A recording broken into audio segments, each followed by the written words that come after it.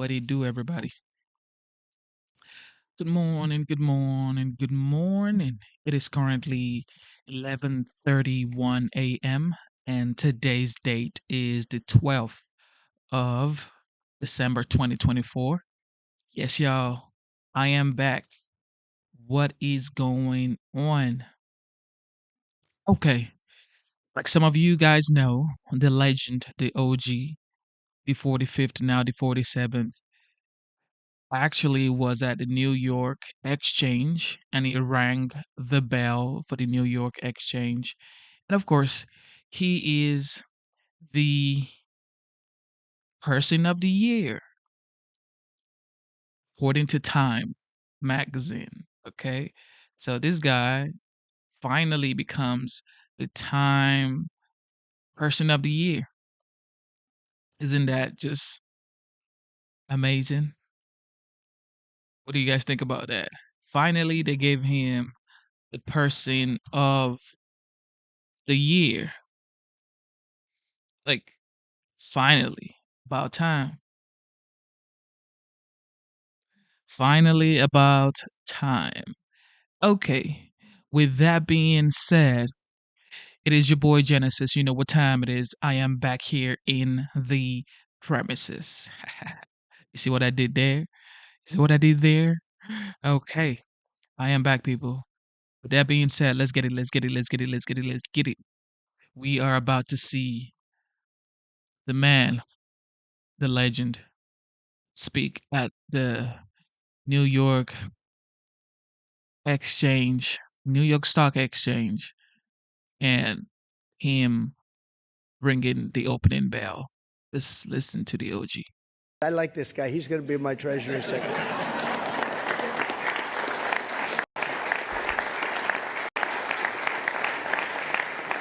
But it's true. I think we're going to have a tremendous run. We have to straighten out some problems, some big problems in the world. When we left, we didn't have any of these problems. We didn't have Russia with Ukraine. We didn't have Israel October 7th. We didn't have the Afghanistan disaster. We didn't have inflation. We had no inflation. And we had a very strong economy. And we're going to do that again, but I think we're going to even up it because now we have experience that we didn't have. Now I know everybody. When I first came in, we came down, Melania and I, a great first lady, who's very popular, by the way. She rang in. She rang in the bell. She rang in the bell. But we came down and we're driving down Pennsylvania Avenue, and it was so beautiful. I said, I've never done this before. I didn't know anybody. I got to the Oval Office, and I'm picking all these big positions, and I didn't really know the people in Washington, but boy, did I get to learn fast.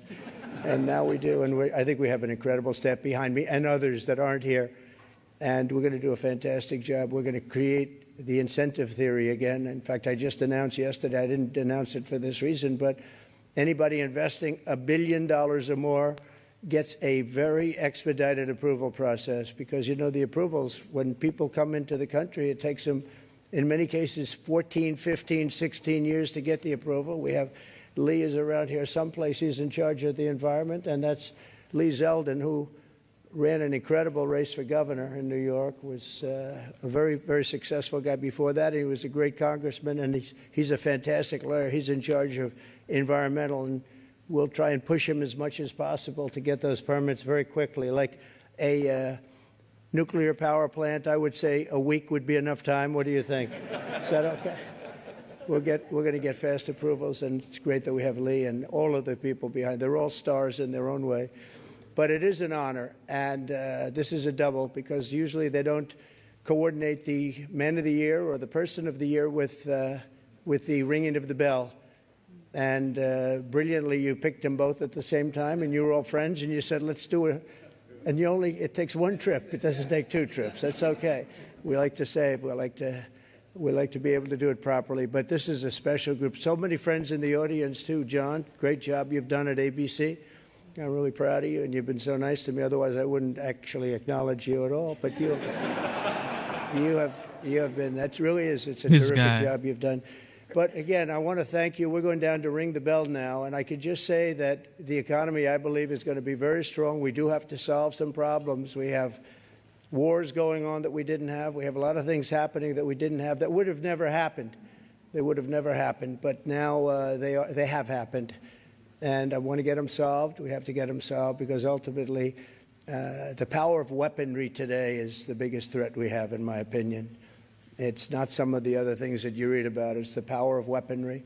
The weapons are so powerful, so devastating. And I rebuilt our military. I got to know every one of them, including nuclear weapons. I hated to do it. Actually, I hated to do it. But we did some nuclear weapons that are so devastating and almost makes you very sad as you get them and as they come online. It makes you very sad because you know what the purpose of them is, and you just hope to God that you never have to use them. Because if you do, the world will never be the same. So we have to be very, very smart. We have to be very sharp. We have to be very special to do a job. And I think we'll get it done. And I think we're going to get a lot of people in the room. We've seen it. We were in France where President Macron did a fantastic job with the cathedral, an absolutely fantastic job of Notre Dame. And it was beautiful. The opening was the opening, and I just got back, and it was something really beautiful. And a lot of world leaders there. We had about 80 world leaders, different countries, and they were all coming together. They all wanted to meet us and meet me as representative of the U.S., and there was a lot of goodwill. But we're going to get some really tremendous goodwill. I was even thinking about inviting certain people to the inauguration, and some people said, wow, that's a little risky, isn't it? And I said, maybe it is. We'll see. We'll see what happens. But we like to take little chances, but that's not a bad chance. Here's a gentleman that's going to do a great job at HUD. Good luck, my friend, right? He's going to be a star. He's been my friend for a long time. It's nice to see you. I haven't shaken his hand yet. Come on. Congratulations. Thanks. Really, you're going to be great. And Ben Carson is your biggest fan in the world. You know that. Ben has been with us for a long time and has done a fantastic job. Thank you. Good. So, ladies and gentlemen, go on. We're going to put it straight. We're going to give tremendous incentive like no other country has. We're cutting your taxes. We're going to cut them very substantially. We got them down to 21% from probably 42 or 44%, depending on where you are. And we got them down to 21. Everyone said that was a miracle. Now we're getting them down to 15, but only if you make your product here. Otherwise, you pay 21, which is not bad. It's in the middle of the pack. But 15 brings you down to among the lowest. And for those that are running the big companies, those great, big, beautiful companies, nobody's going to be leaving us. You're going to be coming back. You're going to be bringing it back to the United States. We are incentivizing everybody to come back to the United States. We want you back here. Car manufacturers, everybody. And we have one product that nobody has really to the extent that we do. It's called oil and gas. There is no country in the world that has more. We're number one. I brought it to number one during my first term in terms of production. We're going to be number one plus. We'll do numbers that nobody will really see before. And when that happens, prices are going to start coming down because people can't afford their groceries, and they're going to be affording their groceries very soon. I tell the story about a woman an old woman, no money, went to a grocery store, had 3 apples. She put them down on the counter, and she looked, and she saw the price, and she said, would you excuse me? And she walked one of the apples back to the refrigerator and came back to pay for the 2 apples. And she left with 2 apples. And the woman at the counter said that was so sad. And when I heard about the story, I said that should never happen in America. And it's not going to happen in America. We're going to do it right. And we're going to take care of our people. And we're going to do things that nobody ever thought even were possible. But we're going to have an economy the likes of which nobody's ever seen before, and everybody's coming back to America. I saw that the other day at the cathedral. They're all saying, we want to come back, we want to come back. And with a couple of changes done by Howard and Scott and some of the great people up here with me, we're going to bring them all back. They're all coming back. So thank you very much. This is a great honor, and ringing the bell will be fantastic. And go out and get them. We're with you all the way. Thank you very much. Thank you.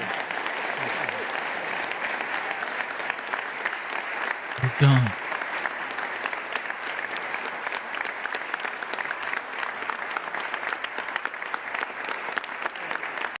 Well, it's been a long time I've seen J.D. Vance. This is like the first time I'm seeing J.D. Vance in a while. Shout out to J.D. Vance, man. He did a great job during the election period when he was running with the 45th, now the 47th. I'm glad he's back here with the OG. I'm glad he's doing what he needs to do.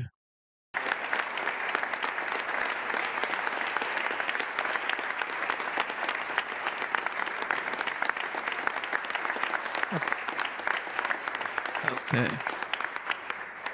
There we go.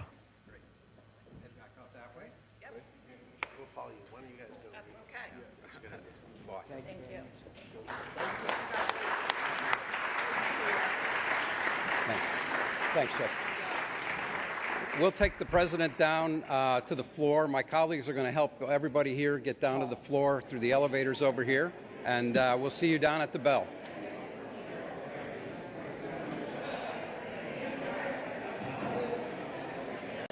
Out to Connie Pat. No. Okay, Connie folks, Parish. if you have a blue Shout or out to Connie green Parish, stripe man. at the top of your badge, if you can meet.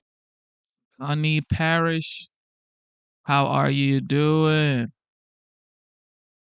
Shout out to Connie Parish.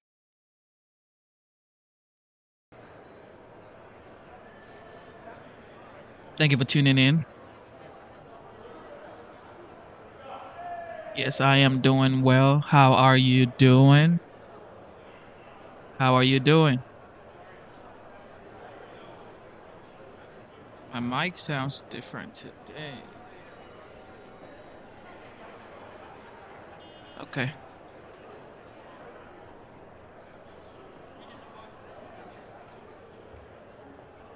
How do you feel about the OG ringing the bell at the New York Stock Exchange in New York? Well, it's New York, of course.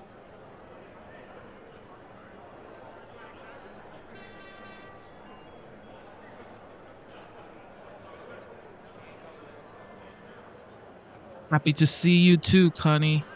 How many of you guys know that the stock market is about to go to the roof right now? How many of you guys know that? Huh?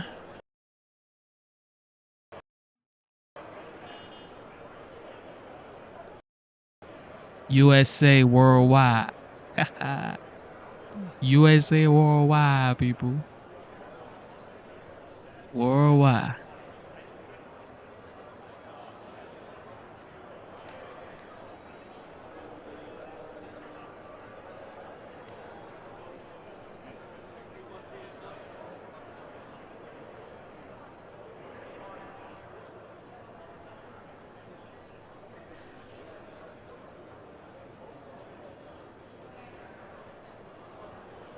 I mean, think about it.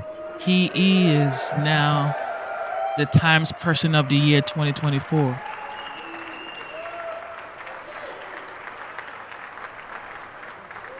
Finally. Let's get it. Let's go.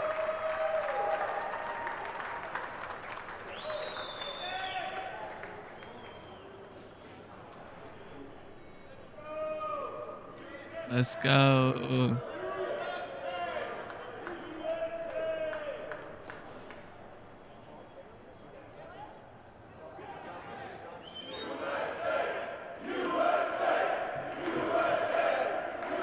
Everybody knows. Everybody knows. It's about to be legendary.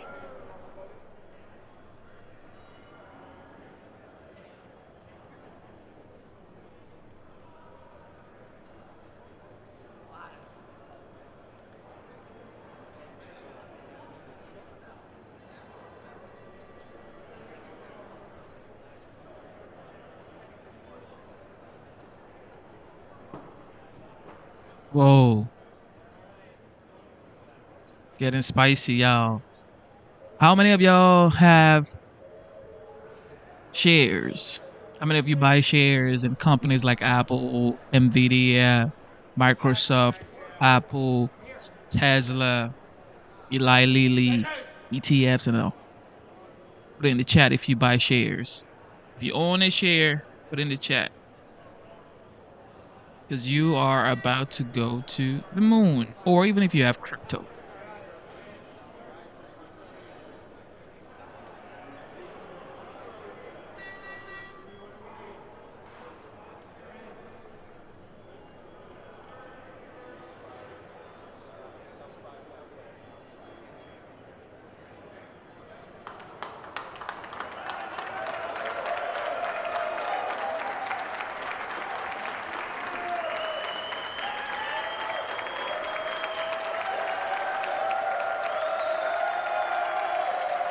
All right.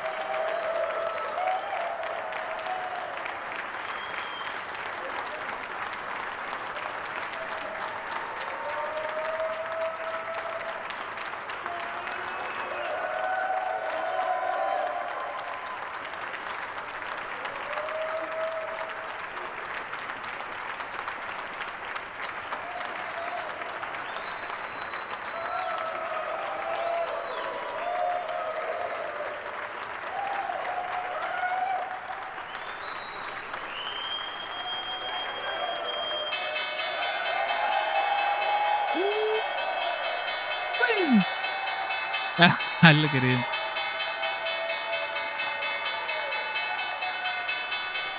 This morning, Bitcoin just went all the way over 100K again. It was like 96K yesterday.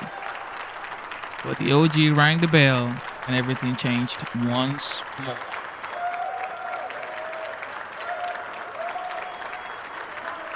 It's getting spicy worldwide, people. Everybody knows.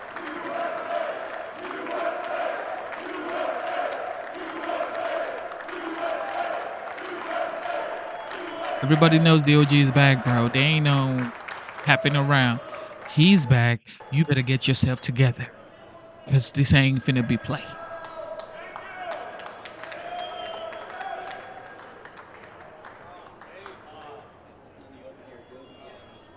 He is back, everybody.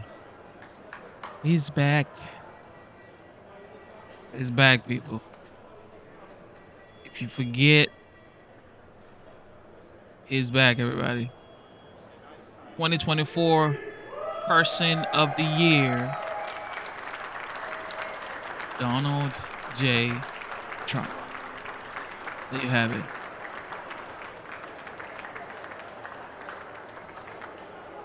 There you have it, everybody. Game is changing. If you didn't know, now you know. The game is changing. Adults are back in the White House. Okay. Adults are back in the White House. So with that being said, Donald J. Trump is back. And yeah, everybody's glad and happy that the economy is gonna bounce back. And shout out to Time, man, because we're about to give Kamala Harris the Person of the Year. Like, what are you doing? Well, guess what? They retracted. So now we're back here.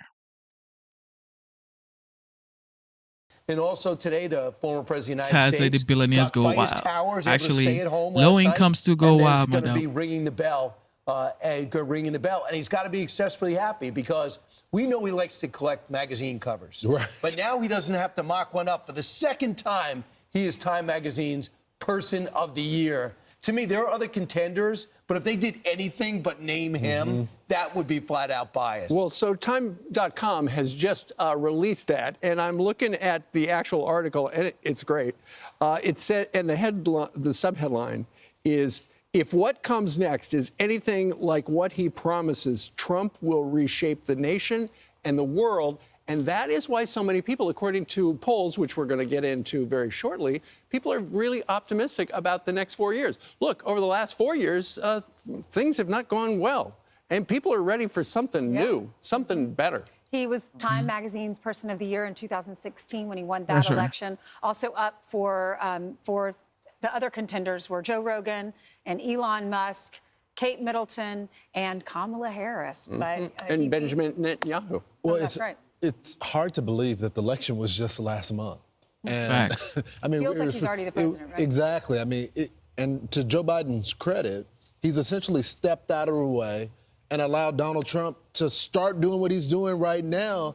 And I think when you look at the other people that were considered, he was the only choice. I mean, you can't have Kamala Harris that lost the election then become the Person of the Year. But by the way, as Trump moved in, he has Steve Witkoff over in the Middle East. He's got Tom Homan working the border, doing his appearances. Already. So he's got that going. The President of the United States got rid of the FBI director who put so much pressure on him. He actually saluted the moment that he set aside. Great day for America. And then he's got his nominees stealing out of the spotlight in Capitol Hill. So they're following him around. Real. He's already calling the Prime Minister of Canada, meeting with him. getting He's stuff already done. calling the But president Ainsley, of you know what's Mexico. different now? What? It's not really Trump tweeting or going. It's kind of like the things he's Yeah, doing yeah. rather than the things he's saying. Action. You Yeah. think he learned from mistakes 4 years ago? I don't know. I think it's definitely intentional. I also don't think he's not in the middle of an investigation. No Yeah. one's questioning the authenticity of his election. That's true. They're not talking about Michael Flynn making a call from Puerto Rico and them saying he's talking to the Russians Even about some Fetterman- secret deal to even- toss the They're out of country. it. Even Fetterman was That's tweeting true. on Truth Social. I think he's the first Democratic lawmaker to get on Truth Social and tweeted out that Donald Trump should be pardoned for the case here in New York. You know what, Ainsley, to your point about why he's doing things differently last time, I think last time when he won, it was kind of a surprise. It's like, okay, I ran for a year, but I won. Now what do I do? He's done it once Yeah, before. that's true. Some mistakes are always made along the way, but he's figured out how he has wanted to do it more efficiently. And so far, so good. And Elise Stefanik, by the way, got the Fetterman endorsement yesterday. That's the first time I've seen a Democrat come big out and yes, say he that. said. Yeah, and they took a picture Right. together. And to your point about Joe Biden just laying low, Stepping out of the way. he's not doing anything except an historic number of pardons and commutations. Over 1,500 issued this morning. I don't think he's going to give us any comment about that. I don't either. think so either. Anyway, we're calling this the Trump effect, and it is in full swing. The last Fox News poll of the year is showing that the majority of voters feel hopeful about his victory, 54%. That's right. And with under 6 weeks until Inauguration Day on January 20th at noon, plans are well underway, including an invitation to the China President Xi Jinping to show up live in Washington. If he accepted, he would be the first. Think about it. Just think about this. The president, well, commander in chief, the head of the head of state in China coming to the inauguration. Trump just knows how to negotiate, bro. He knows how to negotiate. He knows how to negotiate. If this guy comes to the inauguration on January 20, deals already been made. He definitely will make a deal right there. And then it's like, of course, he's just smart. He knows that is going to be a monumental step for the United States. And this is probably going to be the first time ever the Chinese president comes to the United States on an inauguration day. Foreign leader to ever attend. Is that right? That's right? The first foreign I'm leader hoping to it's ever attend? it's in the script. Okay. And Trump's inaugural fund getting a boost from a surprising source, from Mark Zuckerberg's Meta, donating $1 million as the tech billionaire looks to mend ties with Trump. Because remember, he took him off of Facebook right. in 2021 and then put him back on a few years later. That tells you a lot that they're Yeah. mending It's the changed. relationship. He grew his hair out and he started doing jujitsu. I don't know if it's Yeah. related. They're coming back around, everybody. Everybody's coming back around. Mark Zuckerberg's Meta, of course, that's Facebook, as you know, donates $1 million to Trump's inaugural fund.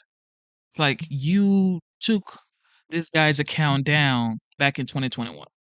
Now you want to be friends again. I don't know why people, you say it's free speech, but yet you take this guy's account down. It's sitting president. That's wild. Yeah. No more And he wanted to take on Elon Musk, and it never Yeah, happened. he's trying to look more like Danny Penny, perhaps. Oh, God. Oh, my goodness, man. Everybody's just trying to be what? Elon Musk? It's hard. You're going to have to do more than that. Also, remember, the Zuckerbucks in those key districts made him put his hand on the scale with a shadow banning of the conservative groups and conservative politicians. And he's not the only one putting differences aside.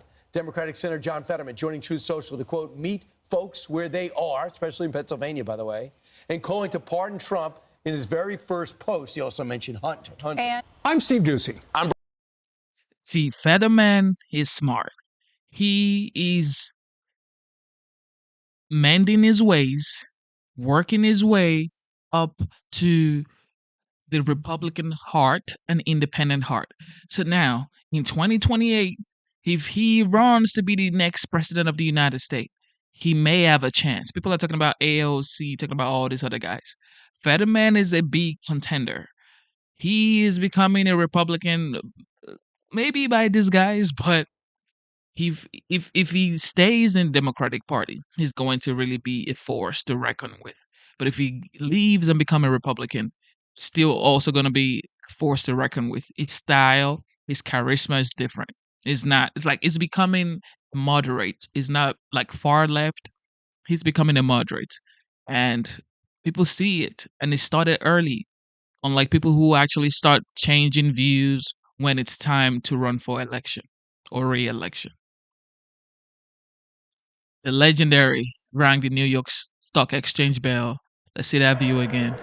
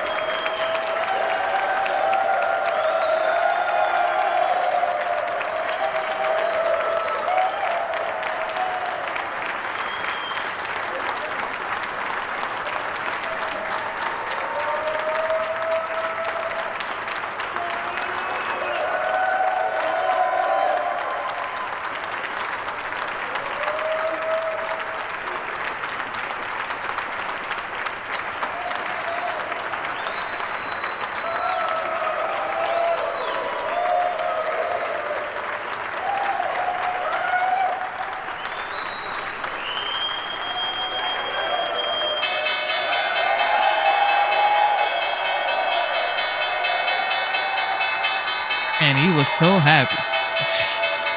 OG was so glad he rang that bell, bro.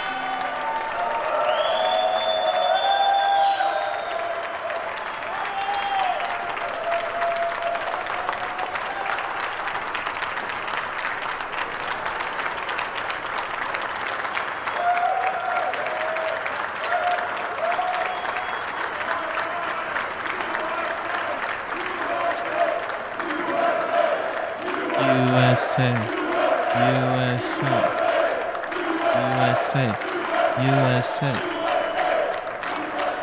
Yeah, let's get it. OG's back, everybody. OG is back. Courtney says, beautiful family. In just a few hours, President-elect Donald Trump set to ring the opening bell at the New York Stock Exchange. This comes as the latest Fox News poll of the year, and the last one shows just how much the economy matters to Americans. 60% say the economy is extremely important for him, Donald Trump, to focus. So here we go. Lowering the prices, 60% of Americans. It is extremely important that Trump focuses on lowering prices, cutting taxes for individuals strengthening national defense, deporting illegal immigrant, reducing size of government. So the first things first is lowering prices. Everybody can use a break. Okay, everybody can use a break at this point because everything is so expensive, and it's like, wow, why, why? My mic is acting funny this morning. I don't know why, but why? Let me see.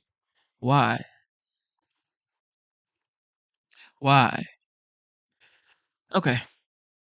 So, lowering the prices, cutting taxes, strengthening the national defense, hoarding illegals, reducing size of government. These are the most important things to people, to registered voters, to everybody. Because I know for a fact that electricity bills have gone all the way up. I used to pay like $75, $85.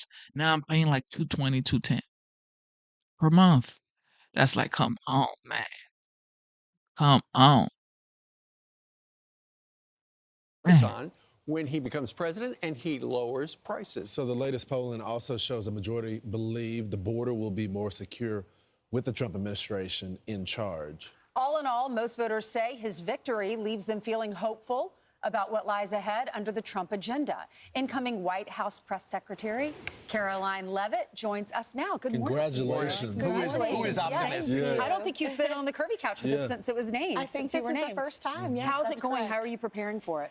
Reading and researching and utilizing the brilliant minds we have coming into this cabinet, sitting down with Scott Bessent this week, Senator Kelly Loeffler to talk about SBA, just being a sponge for their wisdom to understand all of the issues. We have a lot of problems as a country, and President Trump is going to take strong And action you have to fix Kaylee these and you have problems. Dana here that I you do, can always and they've lean on. given me phenomenal advice. I'm sure you don't need advice from us, but I remember. Let's hear it, Brian. But Tony Snow, before he went to the White House, I got this radio show, and I remember he said to me, I go, what was your prerequisite? Why did you decide to do it?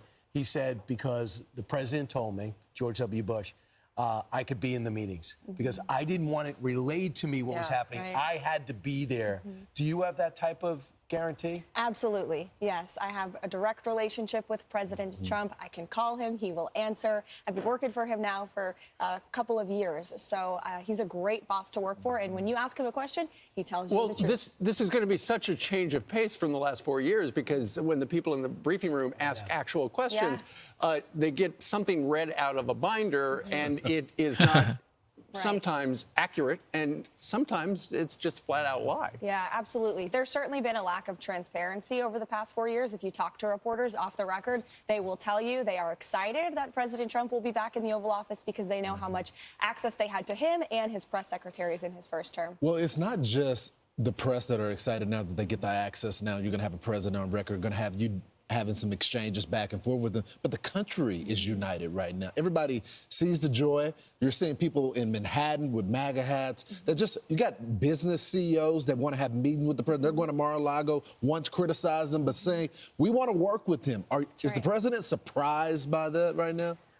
I don't think so. I mean, I think President Trump understands how the game is played, right? He's been in this world of politics now for many years, but it is great to see the unification that's happening across this country, not just with folks on Main Street, but also on Wall Street. We're going to the New York Stock Exchange today. And also the American people. I feel there's a real palpable spirit out there. People feel more optimistic because they know we're going to have a real leader again who's going to make this country safe and strong and wealthy. So today, Tom Homan's got an invitation. He's going to follow through with Mayor Adams. I want to talk to you about how you want to do that. We have a sanctuary city. Adams is really hostage to the city council. Do you have a chance to talk to Tom Homan going in? And what do you hope comes out of it? Certainly. I haven't spoken to Tom Homan about his meeting with Mayor Adams today. I do know Tom Homan is the best and the brightest when it comes to the border, along with Stephen Miller, who will be our chief of staff over policy in the White House, and Governor Kristi Noem, who will be leading DHS. Together, they make... People say Tom Homan's face looks like the border wall. People say Tom Homan's face looks like the border wall. What do you guys think? This is just wow. And okay, so I'm gonna show y'all something else with the Chicago mayor. Tom Homan is saying if the Chicago mayor tries to impede or stop them from doing their job, he may have to arrest him.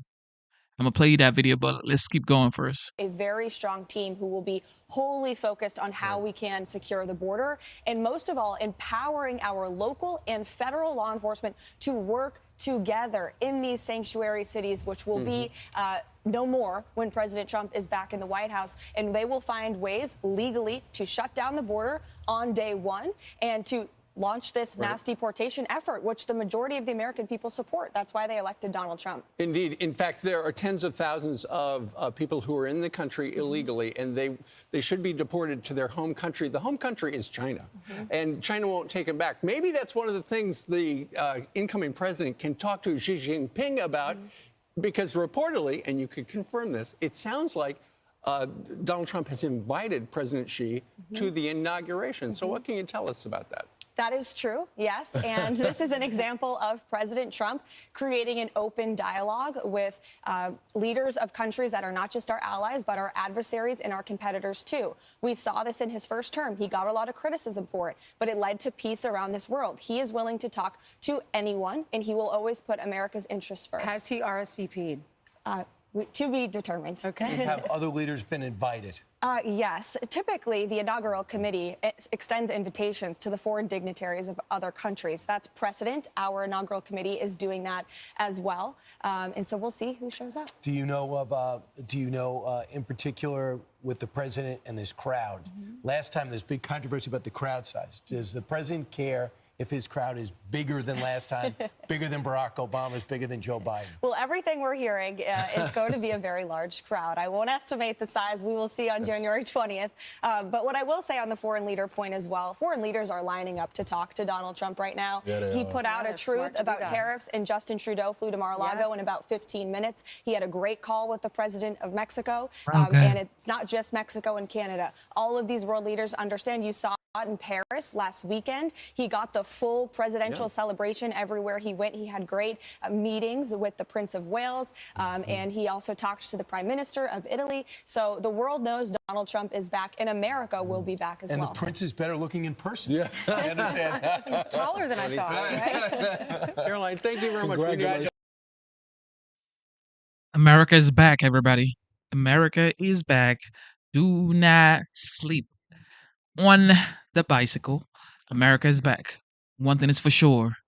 The respect adults are back in the White House. Okay? Respect is back. Now, what is going on with the drones in New Jersey? What is going on? We cannot have this happening when the 47th is coming back to the White House. What? Drones? And guess what? The Congress member said the drones are from Iran's mothership, like that is stationed in the eastern part of the United States. How is that even possible? And guess what? Pentagon said, nope, it's not. Who are we supposed to believe? Anyway, we're going to check that out. But first, I want you to listen to this. Well, I think it would have been difficult for him to continue there just for optics' sake there, because the FBI had been involved to some degree in some of these investigations of former President Trump here. So the level of trust between the White House and the FBI would have been shaky at best there. So I think Mr. Wray was doing the right thing in having a clean slate, like he mentioned there, and having a fresh director come in there and take the reins going forward. Yeah, and so tell us about, I mean, what is the sense inside the FBI among the people you're talking to about what this all means for them to have Kash Patel come on in? With him specifically, I don't know, but I know that morale in the Bureau is low, and I know that recent polling has shown that the American public's trust in the FBI is at its lowest level in years there. So I think there needs to be some level of reform and self-reflection within the organization there. And I think a lot of what the Bureau should be doing going forward there is to maybe decentralize a lot of what has been going on the last several years and put more of the autonomy back into the field offices and the case agents that are running these investigations as opposed to micromanaging them from Washington, D.C. I want to come back to that in a second, but Geraldo, I mean, the idea that Kash Patel would be the one to reform the FBI, given that, according to a lot of other people who have commented on this, a lot of them don't think that he has the qualifications, just sort of in the sort of nuts and bolts of the organization to do the job, but also because, as I mentioned, I mean, he has a list of people that he said he wants to go after, which seems like not the definition of the job. I don't know a lot about Kash Patel. I've never met him as far as I know. All I know is that he seems to me, from what I read and what I see and hear, is that he's part of the, if not the chairman of the lunatic wing, the Steve Bannon, Alex Jones wing of the MAGA movement. Throw Matt Gaetz in there, if you will. But Kash Patel, if you're looking for an objective, professional, resurrector, savior of the FBI, you better not hold your breath waiting for Kash Patel to deliver. I think the one thing that Scott said that I think is very important is that he mentioned how the FBI got too political. That is true. That wasn't Trump. That was James Comey before it was Chris Wray. But James Comey mucked up Hillary Clinton's electoral run, and he went after the President Trump in his first term. That in 2017, President Trump could not. He was like he stepped in dog crap, and he just couldn't get rid of James Comey. He hounded him. Another dog metaphor,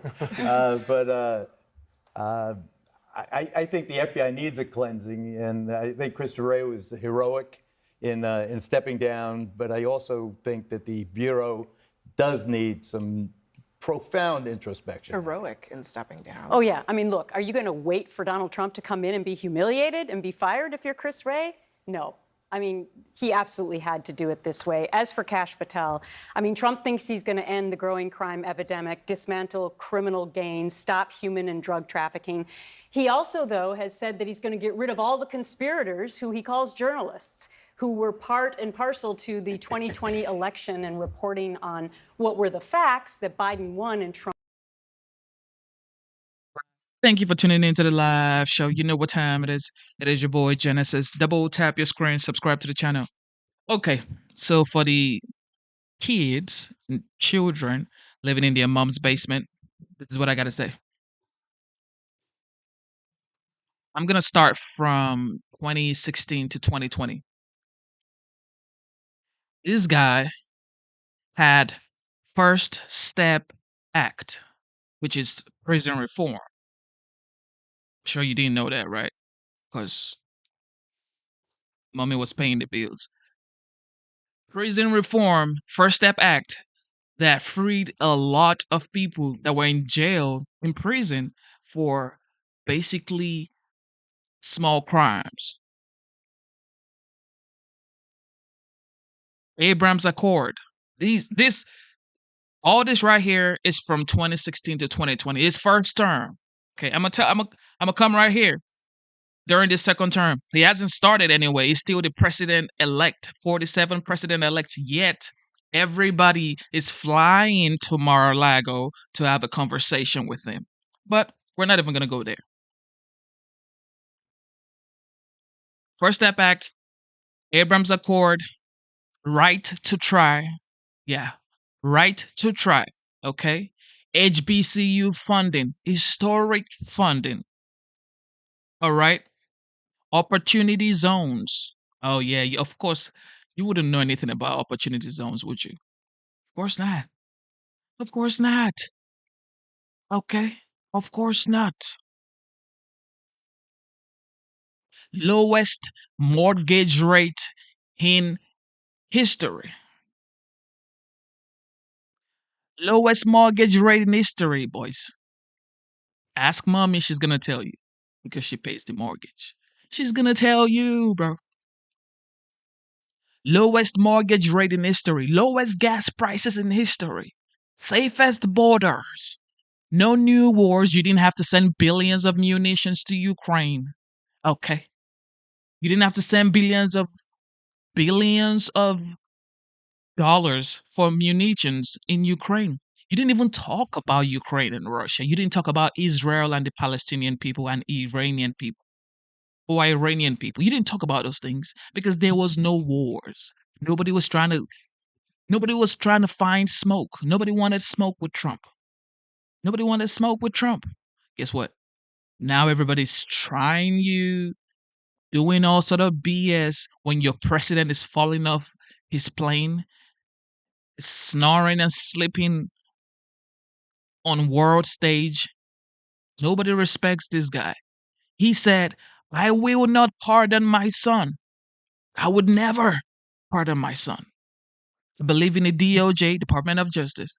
And I believe in the jury of his peers. Guess what he did? He went straight ahead to pardon his son. Yay! The greatest president. Kamala Harris said Joe Biden is the most consequential president of our lifetime, meaning the greatest president of our lifetime. What? And y'all wanted to vote for this lady? Oh, hell no. Nope. I'm so glad she lost. Because what?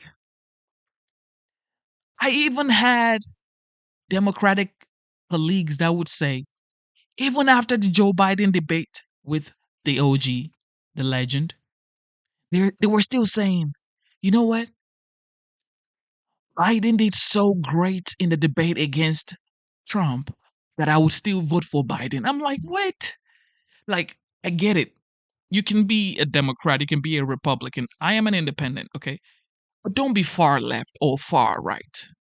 People don't like to admit that they're far left or far right. You can be far right or far left, and that's just absurd to me.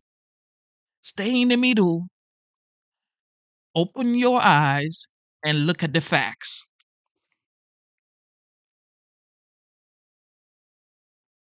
You keep saying Trump is worse, but yet you had no Ukraine, Russia. You didn't have to send $62 billion of taxpayers' money to Ukraine for munitions. You didn't have to. You didn't have to worry about, oh, what would the Iranian people do in the United States? You didn't have to. Tom Magic says you watch Fox News all the time. I just streamed a video 2 nights ago, or last night, I think 2 nights ago. Van Jones was praising Trump for the First Step Act and said Obama didn't get it done. Like, I know you guys don't like this guy. I know you guys think he's a racist, is it this, is it that. But, of course, poor-minded people don't like Trump. People who have poor minds think Trump is the reason they are poor. So, of course, poor-minded people don't like rich people. Like, this is general knowledge. Poor-minded people don't like rich people because they always think, well, if these rich people can pay their fair share, then we will have something. No, bro. No, bro. No, it doesn't work that way. It does not work that way. But it is what it is.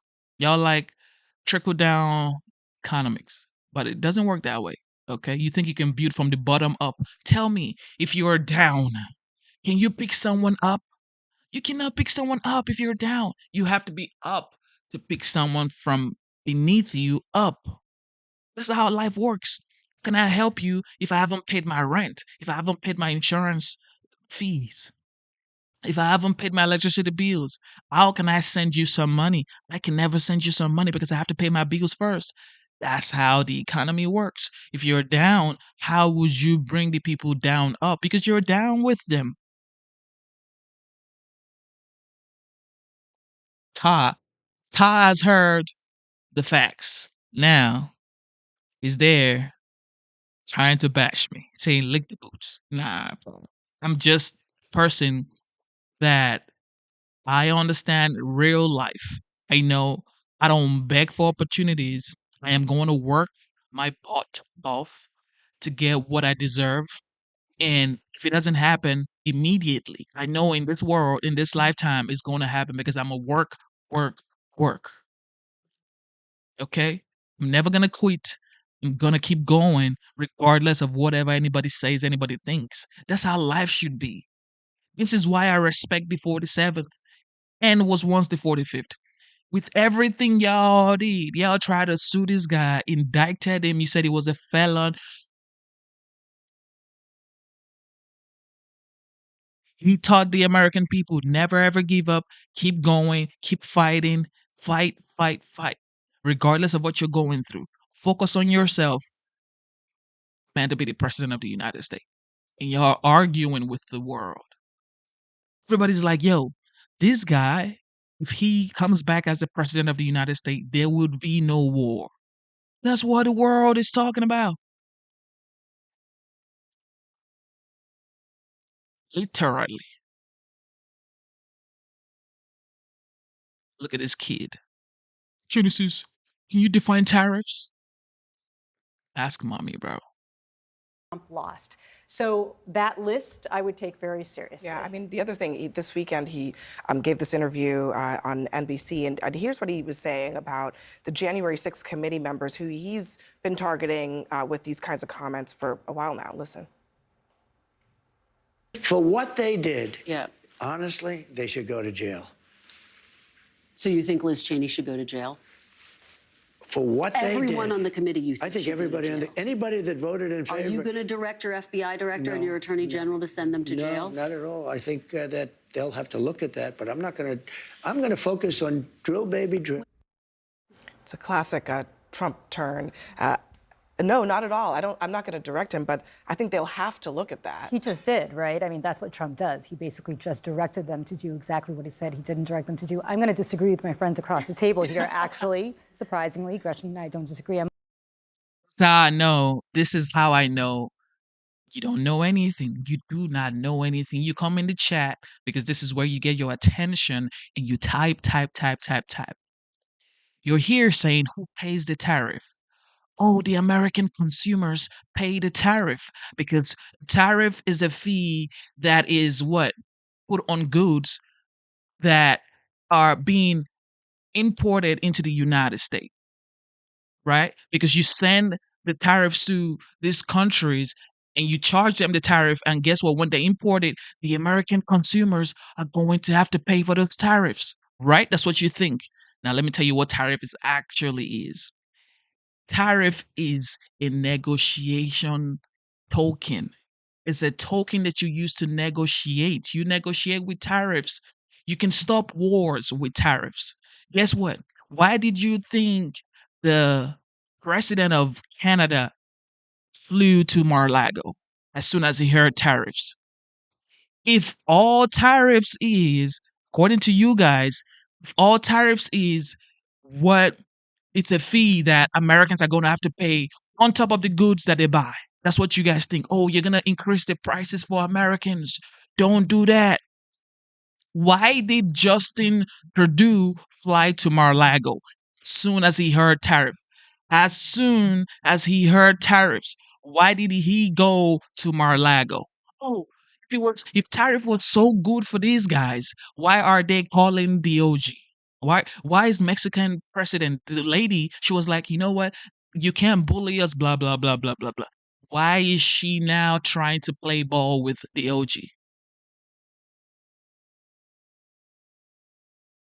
Why is she trying to play ball? Why is she saying that, you know what, we're going to stop the caravan.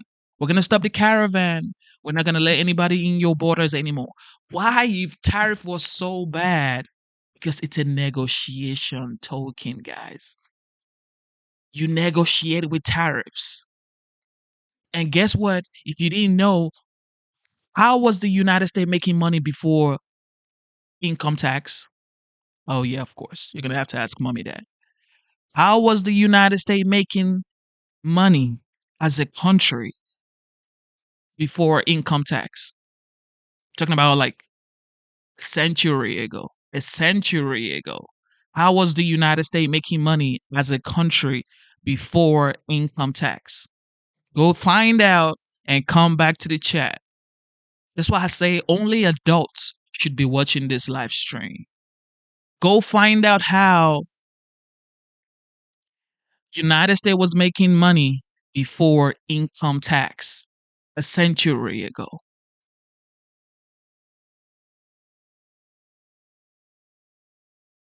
Taking economics in class is different from real life, bro. It's like saying, "Oh, I studied how to start a business in school. I know how to start a business because I studied it in school." Nah, that ain't it. You gonna have to start a business in real life. In real life, studying how to balance shit on your textbooks is different from actually balancing this shit in real life. But I'll let y'all go do your findings, okay? Much we do disagree on this. I don't think he should have resigned because the reason Trump gave for his resignation, the reason that he said that Wray had to go, was because Wray raided his beautiful home, or I forgot how he termed Mar-a-Lago, but Wray went and violated the sanctity of his home. Well, the FBI did that after requesting that Donald Trump return classified documents over and over and over again, and Trump didn't. Shout out to Fruit Loop. Fruit Loop says Justin Trudeau did not agree to the tariff and is retaliating. You guys are about to become a state.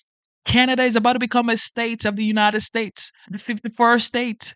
The governor would be Justin Trudeau, and y'all talking? Man, look, you ain't got nothing to say. Because, newsflash, Canada compared to the United States, even the Canadians are saying, Trump, save us. The Canadians, bro. Canadians are saying, Trump, save us. Justin Trudeau is about to become a governor, not a prime minister. I'm telling you, y'all about to become the 51st state.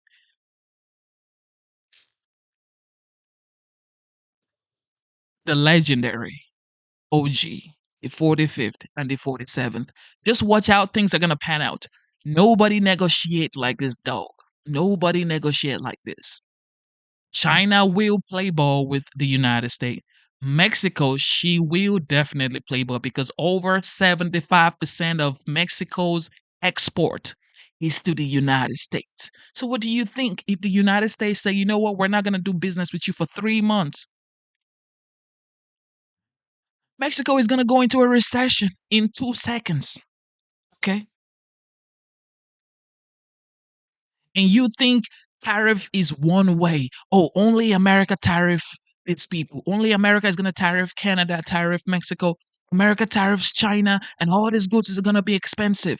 No, they tariff us too. This country's tariff the United States. Tariff is not just a one-way deal. It's a two-way deal, bro. Like, y'all got to wake up and understand how the economy actually works. Stop listening to these guys. Like, Kamala comes on TV and say, tariffs are going to make everything so expensive. It's already expensive.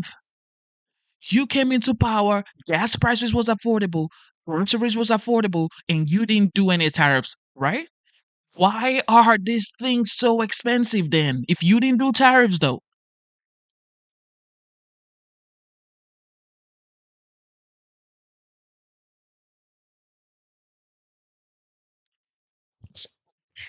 Biden is saying, well, especially Kamala. Kamala is like, these guys are, if we put tariffs on their goods, they're going to charge us so much money, and Americans are going to have to feel the effect. Okay, Kamala, Biden, you guys didn't do and implement any tariff, right? Why is the goods so expensive? Guess what they're going to say? They're going to say, price gouging. It's price gouging, everybody. They always have an excuse. There's always an excuse for the Democrats. There's always an excuse for the Democrats. There's always an excuse for the Democrats. Just by the mention of the president-elect Donald J. Trump, guess what happened? Bitcoin went up to 100K plus. As of yesterday, it was around 96K. Guess what it is today? Just because the OG rang the New York Stock Exchange bell, it's become 102. $102,000. It's what? 7K increase in just like 10 hours? Trump's name. Trump is a brand. Let me tell y'all something. Trump, his name, Trump is a brand. Okay? It's like you want to go eat fast food, McDonald's, Chick-fil-A. Okay? Burger King, Zaxby's, or Wendy's, or whatever. The way you think about those guys for fast food, that's the way people think about nations around the world, countries around the world. Think about Trump, and they just immediately think about good economy. As soon as they think about Trump's name is synonymous to economy being great, and that's just what it is. Or else nobody would be trying to get a meeting with him, and it's not even the sitting president. This guy is a president elect, and everybody wants to have a sit down conversation with him. When have you ever heard that? Everybody goes to Mar-a-Lago like it's the White House. It's not even the White House. It's in Florida. It's not even in Washington, D.C. Yeah, Lord. Y'all have to wake up, bro. So by resigning, effectively, what he did was he said, implied in some ways, that Trump was right, that he did something wrong. I would have stood there and said, Mr. President, if you want to fire me for doing my job, the job that federal agents had to do because you would not do yours and return these documents, then that's your prerogative. You can fire me, but I'm not leaving because that Yes, looks you're like I did fired. something wrong. Yeah, you're fired. Bye. Go. It's possible. Go. As You David are French, fired. I think, argued in the New York Times today, that this move is purely strategic and not at all on moral principle, because if he resigns now, then Trump requires Senate confirmation to get his pick in. So it could be purely strategic. We don't know. But I want to bring it back to the enemies list you held up a few times already. This is my thing, right? When somebody says, "Oh, this person is for the rich," do you plan on getting rich in this lifetime? I just look, just yes or no. Okay. Do you plan on getting rich in this lifetime? If it's no, then keep your poverty mindset. But if you think in this lifetime and you believe to some extent that maybe, just maybe, I might work my butt off and get some money, and maybe rich, just maybe. But if it's a no, then keep on saying what you're saying. But if you think in your mind like, maybe I might become rich if I work as hard as I can. One of the people on his enemies list is the famous radical left nut job, Bill Barr. Okay? So Bill Barr is someone that is too extreme for Kash Patel, and Kash Patel considers a part of the enemy deep state. And Bill Barr, glad you brought it up, remember, said when he was in the Trump administration, that Kash Patel would serve as his deputy director over his dead body. So this is someone who knows his qualifications and thinks not very much. But it's so ironic, Abby, because the revolution always eats its own, right? Bill Barr, who was an extreme attorney general and covered for Trump over and over and over and over again in the first term, now the revolution is eating its own, right? This is like the French Revolution where the people guillotining people are now guillotining themselves.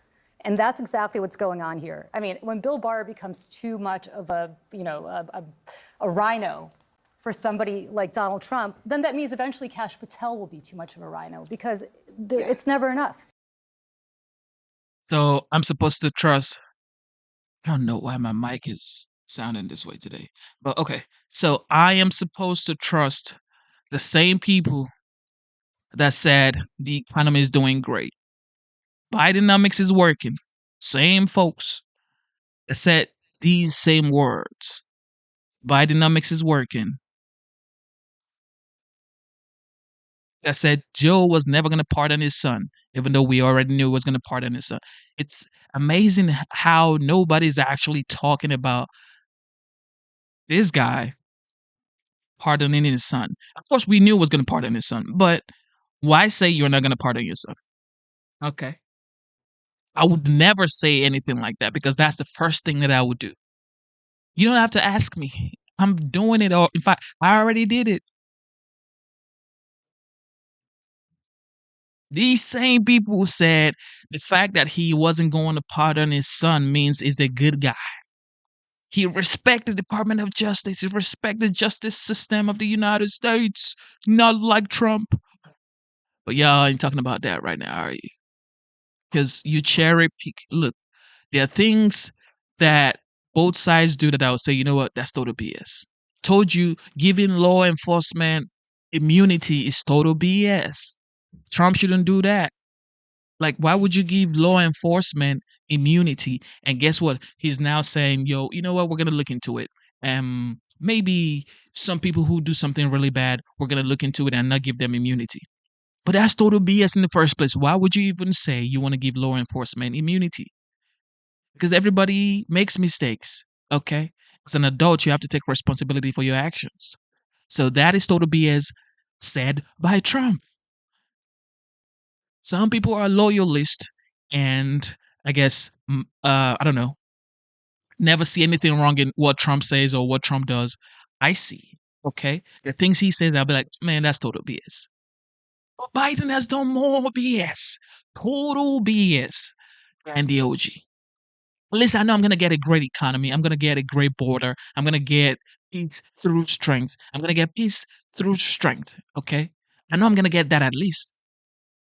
But you can't have high gas prices, high electricity bills, high utility bills, high grocery prices, inflation through the roof. The economy is in shambles, and people are saying, "Go check your 401k." Like 401k is what I eat every day. That's for your retirement, bro. They're gonna say, the border is in shambles. The border is in shambles, bro. Go ask Laken Riley's parents and the rest of these parents that are suffering right now. Go ask the people in Ukraine if they wish Trump wasn't the president. Ukrainians definitely wish Trump was the president because there was nothing blowing up when Trump was president. It's just what it is.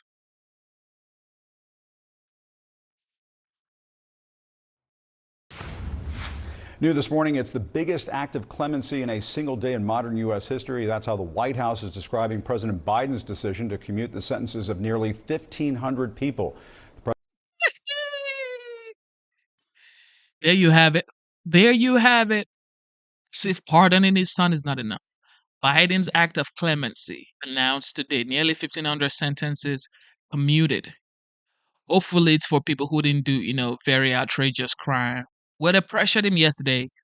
They pressured him, some representatives pressured him in the Democratic Party. Of course, they're going to put racial situation into it. So for the Democrat, this is why I don't like these people. They always make it about racial and identity. It's about racial politics, identity politics for Democrats. They're always like, well, look at you, Genesis. You're brown skin. You voted for Trump. Why would you vote for Trump? You're voting against your own. It's like, what are you saying, bro? So I'm supposed to vote for you because you're brown skin, even though you're incompetent, even though you're not capable of doing your job. F all that. F all that. If you ain't capable of doing your job, I'm not voting for you. I'm not working with you, even though you're like brown skin, even though you're like the same color as me. Y'all like to do, I guess, DEI, diversity, equity, and inclusiveness.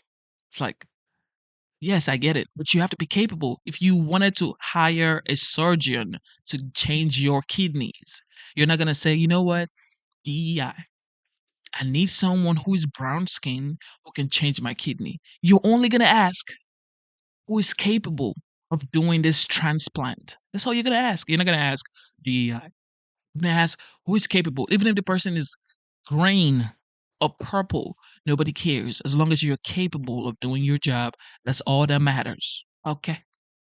The president also issued pardons, 39 pardons, that is, to people convicted of nonviolent crimes. The decision comes on the heels of the controversial pardon he granted to his son Hunter earlier this month. Also today, speaking of pardons, President-elect Donald Trump tells Time magazine he plans to pardon Americans who stormed the Capitol on January 6th within the first hour of his new administration. That will undoubtedly come as a major disappointment to members of the January 6th committee who investigated the attack. Everybody welcome LB Things, Stuff, and More. LB used to tell me she was going to come back here and let me know that Trump lost. Told you, sister. Told you, my sister. Told you the OG was going to be the president of the United States. Told you, man. I told you, man, because people were fed up. Okay? You can't be the cause of a problem and then still be looking for the solution of the problem that you caused. No, let somebody else fix it because you caused it. Okay? There was no way Kamala was going to be the next president of the United States. She was part of the problem. LB used to be here telling me when Kamala wins, she's gonna come back here, and then she's gonna tell me, "I told you so." But sister, you know you're my sister. I'm never gonna tell you I told you so. I'm just gonna let it slide. And I'm gonna tell you right now, enjoy the great economy coming your way, and enjoy your money that you're gonna be savings, and enjoy your overtime, no tax on overtime. Enjoy your no tax on tips. Enjoy your safe border coming up. Enjoy your peace through strength coming up. Enjoy your affordable groceries, affordable gas prices, affordable mortgage, straight up affordable interest rate coming up. Just enjoy it, okay? Because I know you're gonna enjoy it.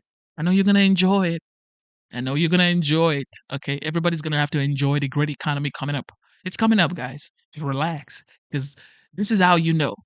Check the stock market and check Bitcoin. Look, and check the reception we're getting around the world. Everybody is now coming to have a conversation with the OG because everybody knows adults are back in charge. This ain't no falling off plane stairs, slipping on the stage, looking for the way out of the stage. No, this is F around and find out time. Back. Trump's comments come after he said in recent days that members of that committee, quote, should go to jail. Joining me now is Democratic Congressman Benny Thompson of Mississippi. He chaired the January 6th Select Committee. Congressman, thanks so much for joining us. First of all, can we get your reaction to Trump's comments that these Shout out to LB one more time. Like, this is what I like. I like talking to people. So LB says, get ready for crimes. Go to New York, bro. Someone just gunned down the United Healthcare CEO. Is that crime? Yes, it's crime. Someone just on the subway with the whole tragedy going on in New York and around the United States, crimes have been going up since Biden took office. Nobody's gonna talk about that. You're gonna say, well, it's Trump's time, crime is gonna go up. No. It's just because the media focuses on the bad things when this guy is in office. And I know this time is gonna be different because everybody's just tired. Everybody's tired, man. We are all tired of BS. And the popular votes have shown that the people are really tired. The people are tired. People are absolutely tired. So you're saying incompetence. Tell me that Ukraine and Russia, Iranian people, Palestinian people, and Israel is not incompetence. Tell me that the way the border is being handled for the last 4 years is not incompetence. Go talk to Laken Riley's parents. New York has spent over $1.5 billion on illegal immigrants. Housing vouchers. Is that not incompetence? Like there are doodles on the road in California. Is that not incompetence? California has spent $25 billion on homelessness when the projection is it's $20 billion to solve the homelessness in the whole entire United States. Is that not incompetence? Even my daughter says yes. Like, you're going to say all of this stuff. And then you're going to say, well, get ready for incompetence. Get ready for crimes. It's already happening right now. It's already happening right now. Why are you so bent on, like, seeing this guy fail? When your president has made everything worse. Like, this ain't... Is this something we should be happy about to be anticipating the failure of an administration? No. Trump is the only person that people cannot wait for him to fail. Like you're begging God, you're praying, Lord Jesus, please let this guy fail. Let him fail. It's like you're betting against yourself. You are in here. Can you just say, dear Lord, let everything work out? Even though you know this guy is actually the real one, the guy that's going to actually save your economy, you don't want it. You always pray for him to fail. Yet there was a incompetent guy falling off stairs, falling off the plane, falling off bikes, mumbling his words on the world stage, sleeping at roundtable conversations. Y'all didn't say nothing. Y'all were praying for him. You say it's elderly abuse when you talk bad about the president. God is his strength. But y'all don't want to pray for the OG. Person who actually brings strength to you. And that's what, there's a saying that truth is bitter. Okay? People don't like what is good for them. It's just like food. Nobody likes healthy food. Everybody likes junks. Because junks is what? Delicious, sweet in your mouth. Your guts likes junks, even though it's bad for you. You don't like healthy food. That's the same thing with Trump and Biden. Biden was junk. Trump is a healthy food, and you don't like it. You don't like it. I get it. I understand you. January 6 pardons will apparently come right after he's sworn into office. He's saying within the first hour, maybe minutes. Well, that's so unfortunate, Jim. As you know, what America and the whole world saw with their own eyes, you saw people breaking into the United States Capitol. You saw law enforcement being assaulted. And ultimately, we had several individuals who died because of that attack. And now, all of a sudden, the incoming president is talking about pardoning them, and they were heroes and patriots. And that's just not who we are as a country. And I wish he would rethink it, but obviously he's already gone public to say that he would. And as I mentioned over the weekend, Trump was talking about the January 6th committee that you used to lead. Let's play some of what he had to say. I think those people committed a major crime. Sir? And Cheney was behind it. Well- and so was Benny Thompson. For what they did, Yeah. honestly, they should go to jail. So you think Liz Cheney should go to jail? For what they did. Everyone on the committee, you think I think should go to everybody jail? anybody that voted in favor. Are you going to direct your FBI director and No, your attorney general to send them to no, jail? not at all. I think that they'll have to look at that. Congressman, Trump is saying you should go to jail. Are you worried about him or the FBI coming after you? Well, you know, we are members of Congress. We operated based on our direction from Congress. There are specific laws that give security to members of Congress, and I hope the president would take that into consideration. But to be honest with you, Jim, we've not done anything wrong. What we did was, in fact, what the law prescribed, what the resolution we were given, and we are comfortable with our report. There's nothing that we omitted in the report or anything like that. So being in disagreement with a person is not a reason to lock them up. This is the house where we debate issues, where we debate laws. Sometimes you're right, sometimes you're wrong. That doesn't mean you're wrong. illegal, and it doesn't mean that because you're wrong in the eyes of someone, you should go to jail. That's just so unfortunate, and that's not who we are as Americans. And Congressman, apparently the White House is discussing preemptive pardons for people who may be targeted by Trump when he gets back in office. Do you want the president to offer some kind of pardon to you? As strange as it is to ask that question, I'm just wondering what you think. Well, you know, the president, it's his prerogative. If he offers it to me or other members of the committee, I think I would accept it, but it's his choice. I think the staff of the committee, who did a wonderful job, I think the witnesses, who were primarily Republicans, did a great job under oath. We were not found to have perjured themselves or anything like that. There's nothing in the record that's not already on point. We've had 2 years of review by Republican chairpersons. They found nothing wrong. So there's nothing that we kept out of the record. There's nothing that we took out of the record. So we stand by the work of the committee. Our committee did a wonderful job. We shared it with the public, and all the public has to do is to read the report. Shout out to Lil Dad, bro. Look, you need a profile picture, bro. So you say, why do you need a preemptive pardon if you're innocent? Because you ain't no innocent. See, look. Hunter Biden was pardoned. I guess he's innocent too. Huh? These people said he wasn't going to get pardoned, but yet he got pardoned. I'm telling y'all, man. I'm telling y'all. The Democrat have no legs to stand on. Everything they believed, they've gone against it. You believe in law and order, you believe in the Department of Justice, you believe everything works out, you believe in the law, yet you pardon your son. You could have let the law took the center stage. No. That means you don't believe in the law. And they always say nobody's above the law. Even the president, even Donald Trump, he is not above the law. So Hunter Biden is above the law. It's you guys, at least for Trump, at least, listen to me. Trump says what he's gonna do, and he does it. He told you guys, I'm gonna pardon January 6 people. And he's gonna do it.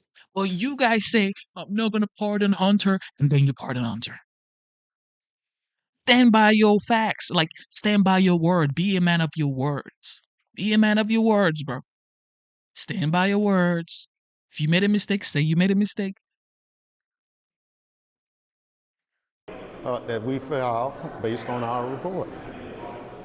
And I do want to ask you about the FBI director, Christopher Wray, announcing that he's stepping down. What's your reaction to that, and how concerned are you that someone like Kash Patel looks like might be replacing him?